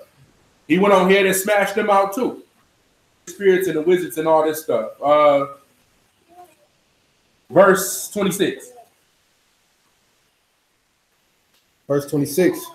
Notwithstanding, Yahuwah turned not from the fierceness of his great wrath, wherewith his anger was kindled against Yehuda, because all of the provocations that Manasseh had provoked him withal. So he said, look, he like, even all this stuff he did, right, they still didn't offset what Manasseh had did. And everybody still got to go because of what Manasseh did. Go ahead. And Yahuwah said, I will remove Yehuda also out of my sight, as I have removed Israel, and will cast off this city, Jerusalem, which I have chosen, and the house which I said my name shall be there. Oh, we understand. So, like I said, we read the thing back in chapter 17, verse, I forget the verse, but it was in chapter 17. Now we seeing the details behind it. Like, even though he did all this thing to offset it, I still think y'all got to get it. Y'all still got to get it. Verse 29. Verse 29. In his days, Pharaoh Necho, king of Egypt, went up against the king of Assyria to the river Euphrates, and King Josiah went against him, and he slew him at Megiddo, when he had seen him. So Josiah tried to come up against the king of Egypt, right? The king of Egypt and the king of Assyria was battling it out. Josiah tried to come up against him, and he died. He didn't make it. Verse, keep going. And his servants carried him in a chariot, dead from Megiddo, and brought him to Jerusalem, and buried him in his own sepulchre. And the people of the land took Jehoahaz, the son of Josiah, and anointed him, and made him king in his father's stead. And Jehoahaz was 23 years old when he began to reign, and he reigned 3 months in Jerusalem. And his mother's name was Hamutal, the daughter of Jeremiah of Libnah. Okay, so understand, my man was 8 years old when he became king, right? He reigned for 31 years, right? I mean, he was 39 when he died. His son is how old? 23. 23. So that means that he had this son when he was 16 years old, right? Right? Just trying to put things into perspective. He was 16 when he had the son. But his son now is the king, and he died. So So he not going to see exactly what we read. He not going to see the calamity that's going to come from Babylon. Go ahead. And he did that which was evil in the sight of Yahuwah. Now we back to this again. Go ahead. According to all that his fathers had done. And Pharaoh Necho put him in bands at Riblah in the land of Hamath, that he might not reign in Jerusalem, and put the land to a tribute of 100 talents of silver and a talent of gold. And Pharaoh Necho made Eliakim, the son of Josiah, king in the room of Josiah, his father, and turned his name to Jehoiakim, and took Jehoahaz away. And he came to Egypt and died there. So now we see where Pharaoh is running Israel. He done took the dude who was king. He done appointed a new king. And now he making Israel pay tribute. Right? They paying a tax to Egypt. Pharaoh is running things. 35. And Jehoiakim gave the silver and the gold to Pharaoh, but he taxed the land to give the money according to the commandment of Pharaoh. He exacted the silver and the gold of the people of the land, of every one according to his taxation, to give it unto Pharaoh Necho. Jehoiakim was 25 years old when he began to reign, and he reigned 11 years in Jerusalem. And his mother's name was Zebudah, the daughter of Pedaiah of Ramah. And he did that which was evil in the sight of Yahuwah, according to all that his fathers had done. Okay, so we about to get to the whole toward the conclusion. Hold your finger in 2 Kings. Let's grab Jeremiah chapter 22 and verse 15. So this dude started taxing all the people in order to pay the tribute to Pharaoh. All the gold, all the silver that he paid to Pharaoh, it came from the people of the land. 22 and 15. 22 and 15. All right. Jeremiah chapter 22, verse 15. Shall you reign because you closes yourself in cedar? Did not your father eat and drink, do judgment and justice, and then it was well with him? So he's talking about Josiah. Didn't your father do the right thing? Go ahead. He judged the cause of the poor and needy. Then it was well with him. Was not this to know me, saith Yahuwah? So he judged the cause of the poor and the needy. It was a good thing that he looked out for the poor and the needy. But you taxing people. Go ahead. But your eyes and your heart are not before your covetousness, and for you to shed innocent blood, and for oppression, and for violence to do it. So you oppressing the people, violence, everything is your eyes is for your covetousness. It's about money with you. Go ahead. Therefore, thus saith Yahuwah concerning Jehoiakim, the son of Josiah, king of Yehudah, they shall not lament for him, saying, ah, my brother, or ah, sister. They shall not lament for him, saying, ah, master, or ah, his esteem. He shall be buried with the burial of a donkey, drawn and cast forth beyond the gates of Jerusalem. That's good. Let's go back to 2 Kings chapter 24. So another thing that you notice, that particular prophecy came from Jeremiah. Jeremiah was right there in that same, scenario around the time that these kings, was. They still prophesying. Notice that Isaiah and Jeremiah both was prophesying about the captivity of Babylon, but it happened during Jeremiah's time. 24 and verse 1. 2 Kings chapter 24 and verse 1. In his days, Nebuchadnezzar, king of Babylon, came up, and Jehoiakim became his servant 3 years. Then he turned and rebelled against him. Okay, so now we get into it. Then Nebuchadnezzar was king of Babylon, and Jehoiakim became his servant. So now he wasn't paying tribute to Egypt no more. He started paying tribute to Babylon. And this is actual historical records, like from Babylon. You see that these records is actually real. But it was for 3 years, then he turned against them. Now let's see how we're going to see how Nebuchadnezzar react. Go ahead. And Yahuwah sent against him bands of the Chaldees, and bands of the Syrians, and bands of the Moabites, and bands of the children of Ammon, and sent them against Yehudah to destroy it, according to the word of Yahuwah, which he spake by his servant the prophets. Surely at the commandment of Yahuwah came this upon Yehudah, to remove them out of his sight for the sin of Manasseh, according to all that he did. So when he starts sending all these different people to come down and take down Judah, it was still, this is because of what Manasseh had done. But don't forget about the prophecy that came from Isaiah when Hezekiah was the king. He told him that I'm going to sit. Matter of fact, let's go Habakkuk. Hold your finger there. Let's go Habakkuk chapter 1. Habakkuk chapter 1 and verse 5.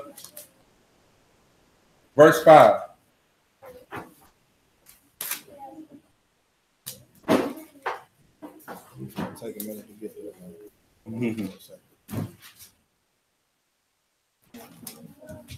Matter of fact, verse 6.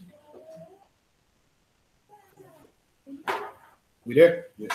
I just want to make sure that you know it's not hard. No, y'all don't be in Habakkuk like that. Habakkuk chapter 1 at verse 6. Verse 6. Verse 6. But lo, I'll raise up the Chaldeans, that bitter and hasty nation, which shall march through the breadth of the land, to possess the dwelling places that are not theirs.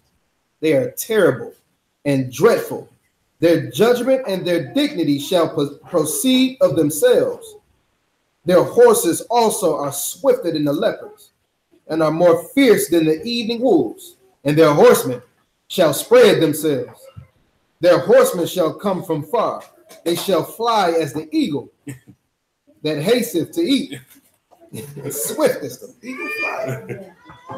They shall come all for violence. Their faces shall suck as the east wind. They shall gather the captivity as the sand. That's good. So let's go back to 2 Kings 24. So verse 6. So we see that even Habakkuk, right, what they call one of the minor prophets, he's still prophesying the captivity of Babylon. A lot of these prophets was prophesying like the same thing, but to different areas. Matter of fact, Isaiah was in what tribe? Judah, right? Grab Jeremiah chapter 1 real quick, just to show y'all something. Hold your 2 Kings. We're going to grab Jeremiah chapter 1.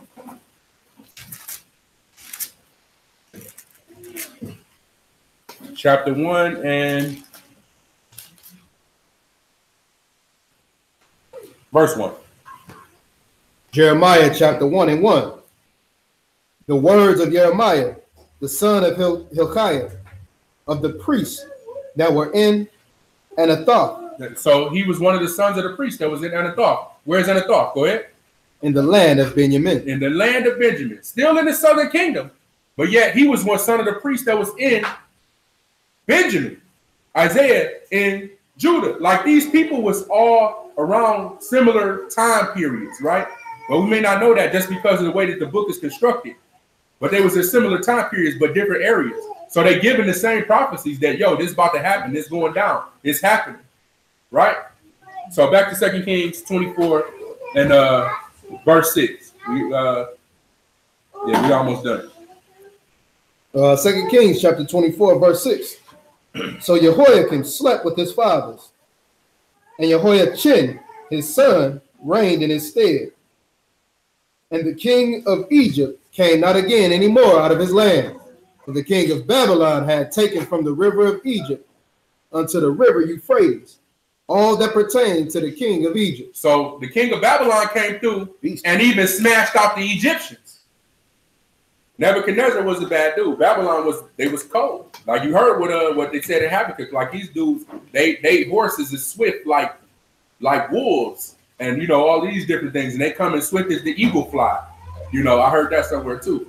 But you could see how they came through, and they was the kingdom of Babylon was actually real mighty, and they came through and they took Egypt all the way down to the Euphrates was ran by the Babylonians. And they also came through and they took down Israel. And we're going to see the end of this as we continue reading. Go ahead. Verse 8. Go ahead. Jehoiachin was 18 years old when he began to reign, and he reigned in Jerusalem 3 months. And his mother's name was Nehushta, the daughter of Elnathan of Jerusalem. And he did that which was evil in the sight of Yahuwah, according to all that his father had done.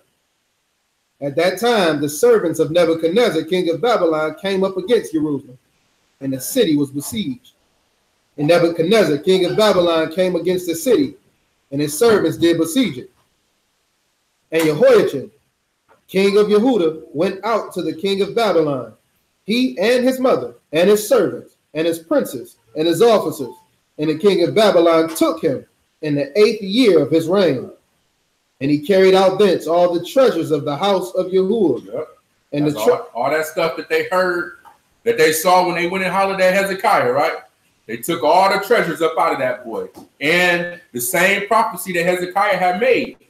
All your sons, they going under Babylon. And he going to take all the treasures up out of here. This is it coming to fruition right here. Like 4 or 5 chapters later. Go ahead. And the treasures of the king's house.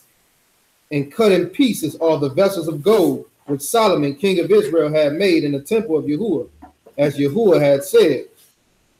And he carried away all Jerusalem, and all the princes, and all the mighty men of valor, even 10,000 captives, and all the craftsmen and smiths. None remained, except the poorest sort of the people of the land.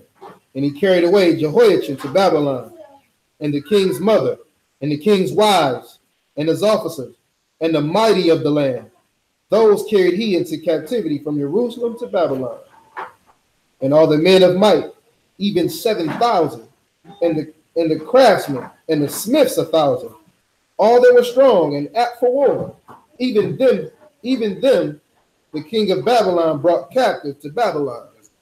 So we see where all of these things transpired. And that led to the Babylonian captivity. Like I said, there's going to be some things in there. This is kind of where we not kind of, but this is where we ended at. But we see where all these things transpired due to the wickedness of the kings, due to Hezekiah making the mistake of allowing these people to come in and see all the treasures that he had, being, like y'all said, being green.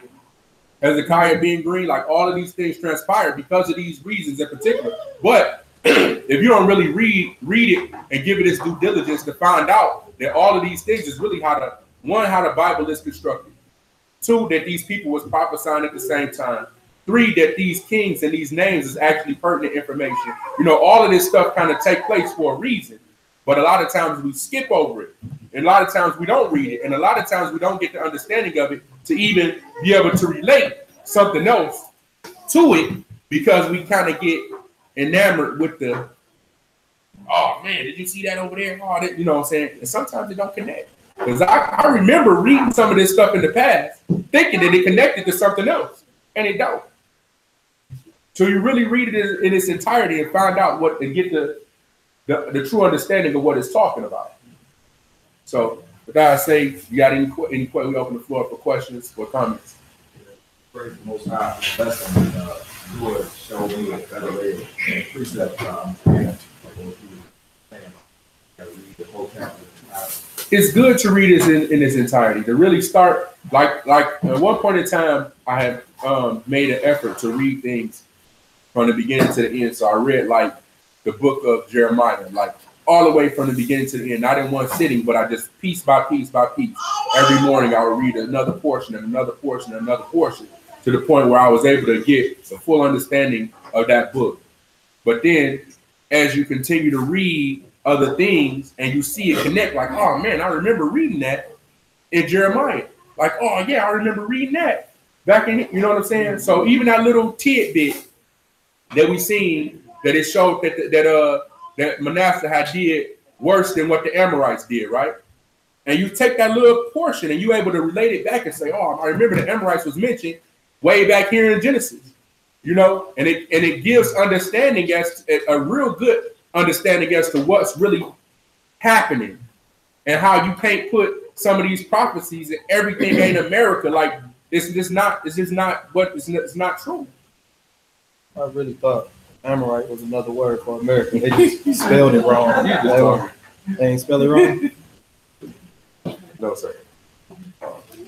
Okay. Anybody else? Go ahead, bro. I just like to piggyback on the brother about precepts. And you write it, they start reading, before and after.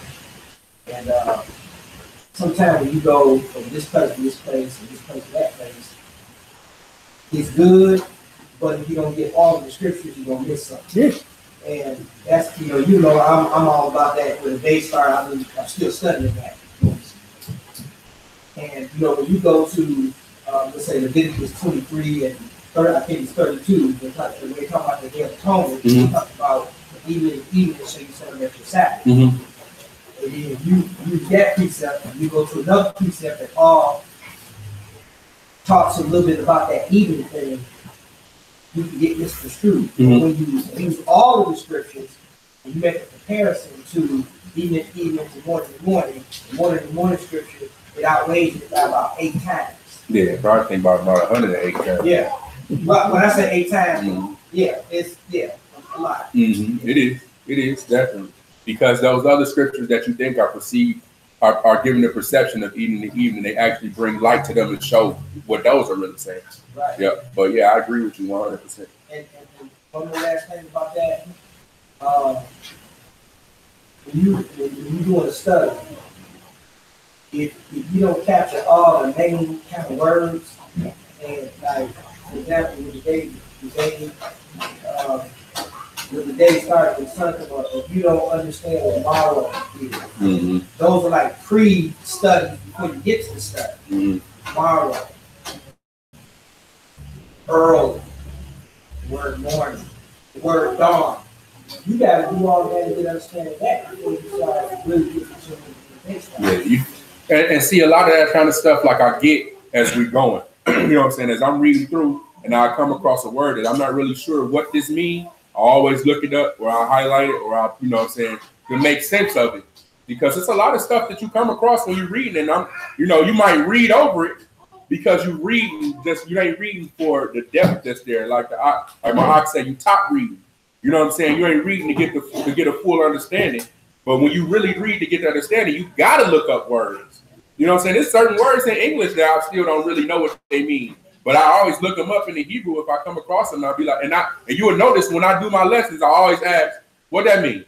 What do that mean? Because if I know I didn't know what it means, then there's somebody else in here who didn't know what it means. Unless I'm the only dummy that don't know what it means. But I gotta hope there's a few more dummies here. No, seriously though, I think that when you run across something and I don't know what it means, then I just assume that there's some other people who may not know what it means too. So, I just try to make sure that everybody have the understanding of what it's saying, and not just not just me, or not just whoever, but everybody, so that we all can stay on the same page, Anybody else? Say what? Yeah, I got a question on the chat.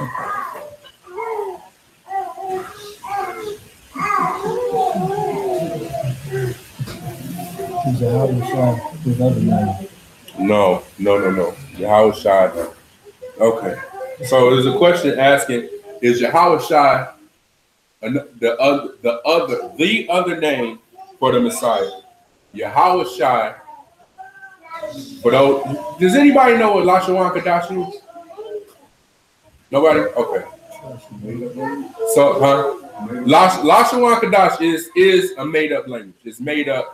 It comes from the understanding that the Hebrew language doesn't have vowel sounds in it.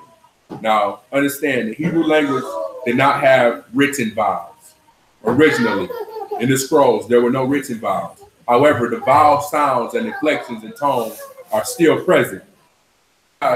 It came from an elder in New York years and years ago, and he came up with the understanding that the only vowel in Hebrew was A and I. So every word, every letter in the Hebrew is a consonant, except for and so like when you see the word Yisrael, right, in Hebrew, it really should be pronounced Yashara'ala, right? When you see the most anything. Akia. Like everything has the A vowel in it, except for the letter Ayin in the Hebrew. It gives you an I vowel. So because you have an Ayin at the end of the name of the Messiah, that's where the Yahweh Shai comes. Yahweh Shai. That's how it come about. But it's not real. It's made up. It's like Pig Latin for Hebrew. You know what I mean? It's like yeah, somebody made it up. You know, everybody know what Pig Latin is, right? Yeah. So it's like Pig Latin for Hebrew. But it's not real. So what is Shalom and Tawada? So Shalom. So Shalom, right? So if you look at we got that whiteboard. I don't think so. Or if it's here, it might be in that back home. Okay. No biggie. So the word Shalom, right, is Shin, Lamed, Wa, Mem. 4 consonants. Shin, Lamed, Wa, Mem. So instead of, let me see that.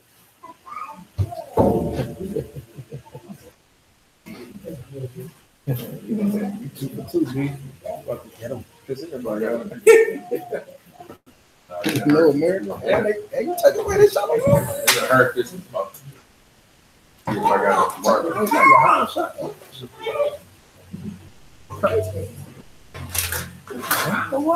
They really gonna remember you American, you really certified. Oh man, I don't have no dry erase marker. Look at how the shot. All right, but so if y'all can just kind of follow me real quick. So Shalom, Shin, Lamed, Wa, Mem. Is that red? Is it got a cap on it? Let me see that.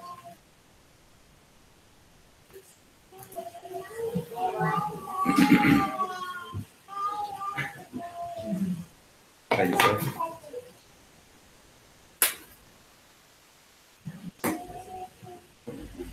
It don't work.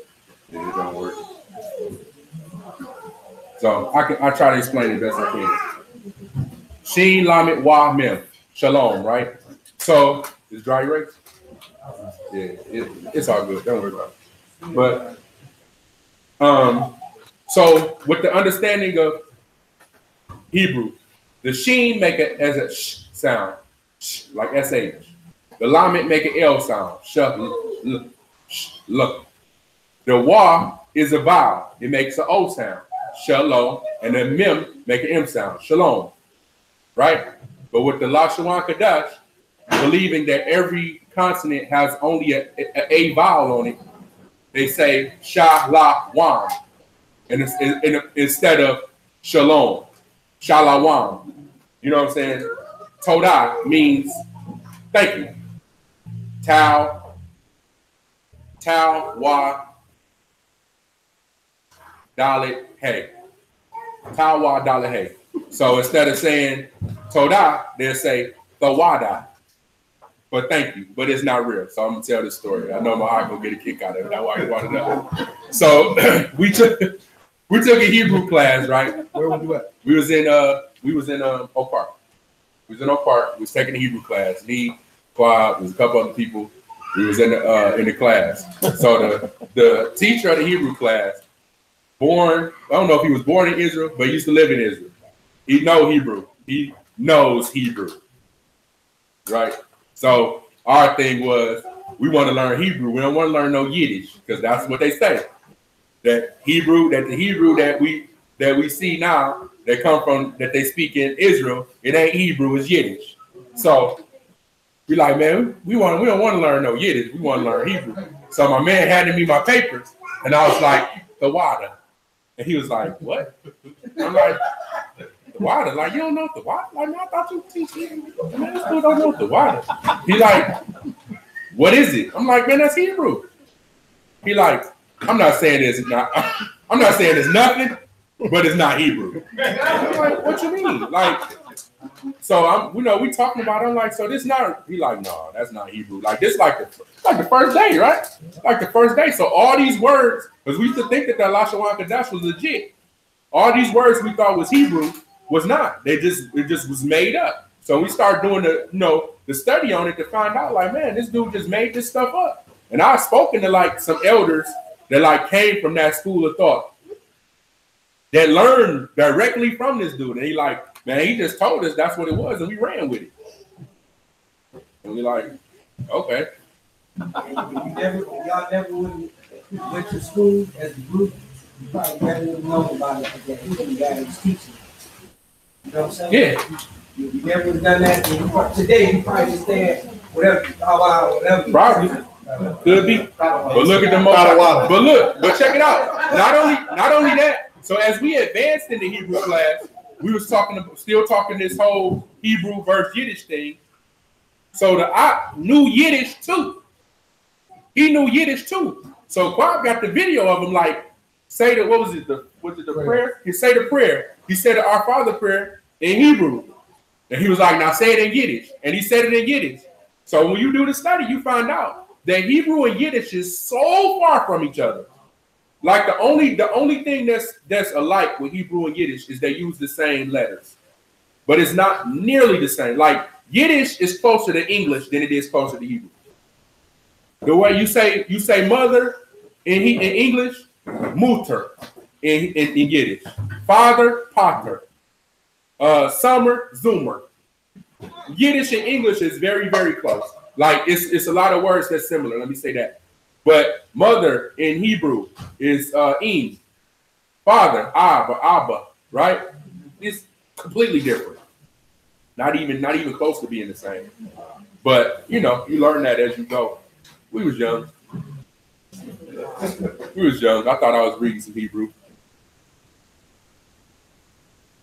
So what part does America play, seeing that we are currently in captivity in America?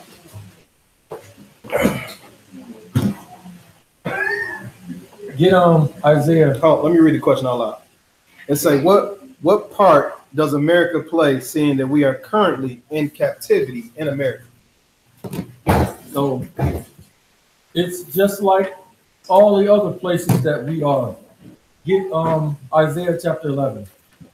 That's the best point. It only feel like everything is about America is because you are in America. So your focus is on where you are. Isaiah 11:11. Isaiah chapter 11 and verse 11. And it shall come to pass in that day that Yahuwah shall set his hand again the second time to recover the remnant of his people, which shall be left from Assyria and from Egypt and from Pathros and from Cush and from Elam and from Shinar and from Hamath and from the islands of the sea. He shall set up an ensign for the nations and shall assemble the outcasts of Israel and gather together the dispersed of Yehuda. The what? The dispersed of Yehuda. Of who? Of Yehuda. So everybody says that we are the southern kingdom. We are the tribe of Judah here in America. Let's see where they are. Where the dispersed of Judah is at. Read. And the dispersed from Yehuda from the four corners of the earth. From where? The four corners of the earth. From the four corners of the earth. So according to this passage, where's the tribe of Judah, the southern kingdom at? Four quarters. The four corners, not just in America. So we are everywhere. Let's see. Let's get two witnesses. Get Isaiah 43.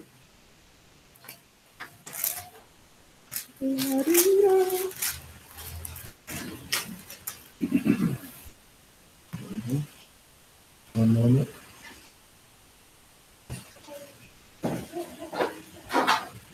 Pick it up at verse 5. Isaiah 43 at verse 5. Fear not, for I am with you. I will bring your seed from the east and will gather you from the west. He's going to bring them from where? From the east. He said, I will gather your seed from the east. Read that from the top one more time. Fear not, for I am with you. I will bring your seed from the east. From the east, go ahead. And gather you from the west. From the west, go ahead. I will say to the north, To give the up. north, go ahead. Give up. And to the south, keep not back. So he told us that you're going to be scattered to the where? 4 corners, right? Right here, he just mentioned all the corners. He says, fear not, for I am with thee to bring thy seed from the east and gather them from the west. And I will say to the north and to the south. This is the 4 corners right here. The children of Israel is everywhere, not just in America. So it plays the same role that China and Lithuania and Russia and all of them other places, same thing, because we everywhere. But everybody in America simply focuses on America because we here. And then I don't know if y'all have peeped that. I posted that documentary that Africa was the Africans in Latin America, or something, or black in Latin America. But my man was saying in that it was. We know that it was more enslaved people taken to Brazil, but he mentioned it was more taken to Haiti and Mexico than it was that was brought to America. So America ain't like the only place that enslaved people was taken during the transatlantic slave trade. Plus, you can't discount the trans-Saharan slave trade that was way longer and way into a whole other direction. So everything is not a product of the transatlantic slave trade. And only 5% came here to America. 5. So it's only a small amount of us that actually came to America in the first place. And do that research on Haiti. Haiti was big time. It was big time. Was Dominican Republic, right? Yeah, but Haiti and Dominican Republic, but the Haitians was the ones who overthrew and took over their own government. Levi's. Dominican side. That's the Levites, huh? Yeah. Levi's Simeon there. No, it's not. I'm joking. Anybody else? Anything else? I had my phone down, bro.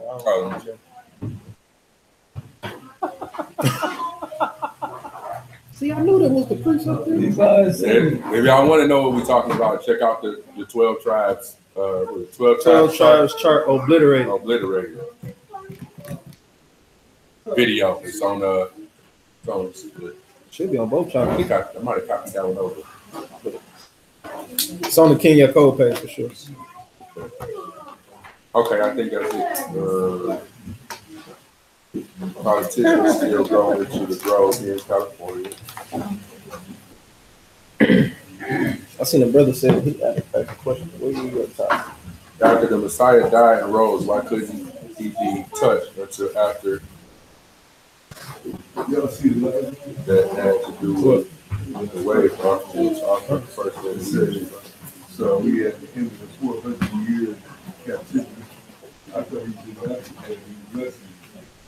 I think they joking.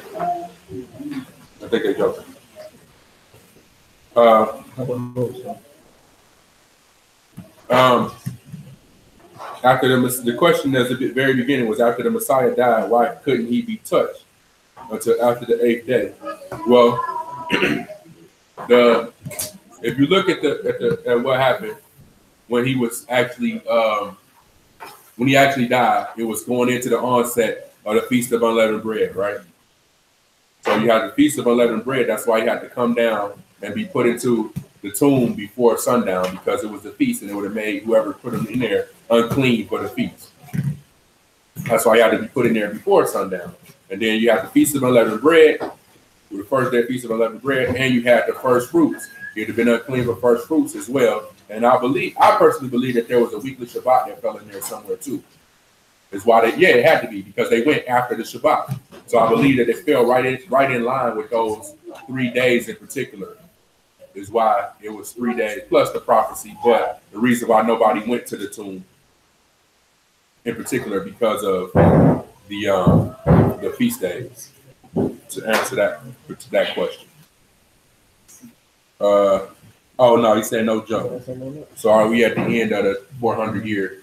So throughout the lesson, we just showed that that 400 years that was spoken of by Abraham is not talking about us here in America. So it really don't pertain.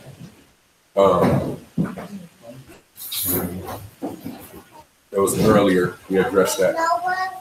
But I think that's it. Now, we about to pray out if y'all want to hang for like 5 more minutes. Okay. All right. So let's go ahead and pray out.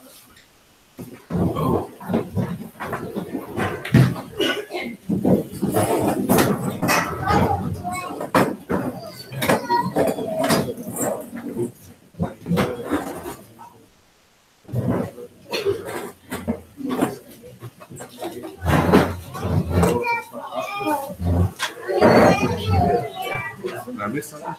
Oh, missed it for last week's lesson. I missed something covered last week. No. Okay. Talking about this in Genesis. Okay.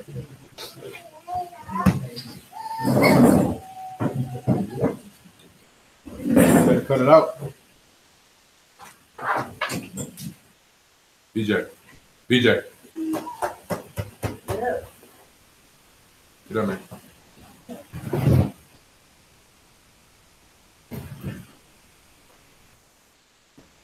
B.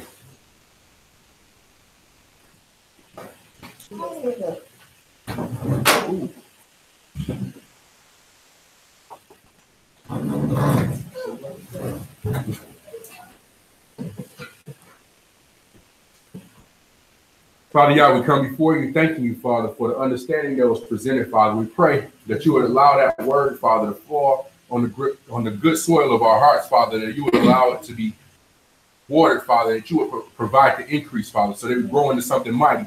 Father, we pray and ask that you would put a word of strength and power into our mouths, Father, so that we are able to render that power and that strength and show someone who is not aware of your word, your marvelous light, Father. We pray that you would continue to order our steps, Father, be a light unto our path, continue to walk with us, lead us and guide us into all righteousness, Father, that we would continue to be diligent in your word, Father, that you would charge us by the words of our mouth to be obedient unto your commandments, Father.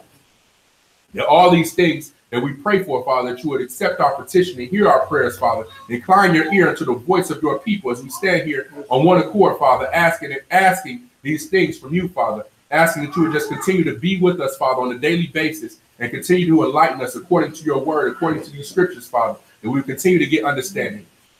All these things we pray and we give thanks. So be it.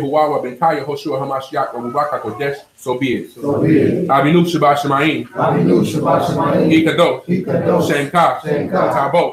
Makutka. Yeaseh. Ratsonka. Baretz. Kasher. Nasha. Bashemaim. Tein Lanu. Hayom. Likim. Hikanu. Uslak. Lanu. 8. Ashmatenu. Kasher. Sukim. Naknu, Ashmu, Lanu, Wa'al, Tabinu, Lede, Masa, Ki, In, Hasulanu, Min, Hara, Ki, Laka, Hamam Laka, Wahagi Bora, Wahati Pare, Lome, Ulami, so be it.